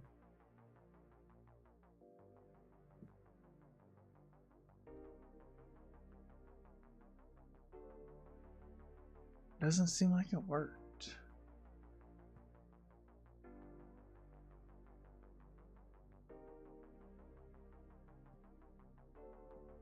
That's a little unfortunate. I was pretty confident it was going to work. Let's try Node.js number 2. And then see how that works for us. Nano rev.js. And we'll just paste this. Make sure we got the right IP address in here. 10.10.16.34, 10.10.16. Yeah, it looks good. Alright, let's run the same command and we got a different file now. It worked! Who am I? We are root. Now we can do a cat/root/root.txt. Easy. I knew that process escalation on this was going to be easy. I needed guided mode to kind of give me the idea that, like, oh, I can use dots and slashes. I was like, oh, if I can, my original thought was like, oh, I can put, you know, a script in Mongoose scripts. I was like, oh, but I can't write here. But I didn't. I was thinking about going forward and deeper into that. Whereas what I need to do is retract and just put it in or a place I can write. So that's pretty cool. Pretty cool. Pretty nifty. Copy selection, and we will paste our root flag in here. And the root flag, honestly, was pretty easy. I give the root flag very easy difficulty.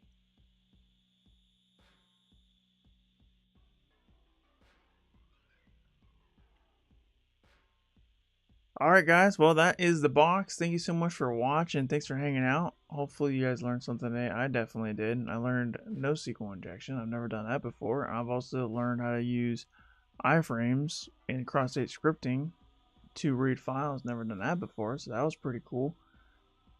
So yeah, this was a really good box. I like this box a lot. Anytime I can learn something new, that's good. If you enjoyed the stream and you're watching on YouTube, hit the subscribe button if you haven't already. Hit the like button if you haven't already. Really appreciate that. If you're watching on Twitch or Kick, hit the follow button. If you haven't seen my podcast, I do have a podcast called The Hacker's Cache where I interview professionals in the field. If you're trying to get into the field or if you're trying to level up and you want to get different perspective on, you know, what the career field is looking like, and you know, just how to be an ethical hacker, how to grow and start your career, definitely check out my podcast, The Hacker's Cache. Also, if you haven't signed up for my newsletter, I have that as well over on my website. I do a weekly newsletter as valuable content that you're not going to see anywhere else. So check that out, kyserclark.com. You can also go to kyserclark.com/newsletter to get more information. And next stream, we switched the schedule, guys. We switched the schedule. The streams are now on Mondays. They're no longer on Sundays and Thursdays. We're only doing one stream a week now. And they're on Monday nights. 7 p.m. Eastern Time, 4 p.m. Pacific Time. Every single Monday. Next week, I haven't really decided yet, but I'm thinking about doing the Portswigger Web Security Academy. Continuing on with the SQL injection learning path. We only did half of it a couple weeks ago. Well, no, it was exactly a week ago. So, well, not exactly a week ago, but it was last week. So, we'll probably continue on with that. And then, yeah, we're going to alternate between Hack the Box, Portswigger Academy, Web Security Academy, and Try Hack Me. So, tons of streams on the way, and it's going to be something new. It's going to rotate through different things every single Monday. So if I see you in the future live streams, I really appreciate you watching. Thanks for hanging out. You guys are amazing. Thank you so much for the support. And if you haven't shared a video on YouTube or shared one of my podcast episodes, do that. Get the word out. I'd really appreciate it. I don't have any marketing plan. The algorithm's pushing my stuff out there, but could really use a share. Alright guys, once again, thanks for watching. Thanks for hanging out. You guys are truly amazing. And I'll see you all in the next stream or in the next video, wherever you decide to consume my next piece of content. Also, I got a Discord too if you want to join that. That's the last thing I want to say. Alright guys, peace out. Take care. Have a good one. Kyser, out.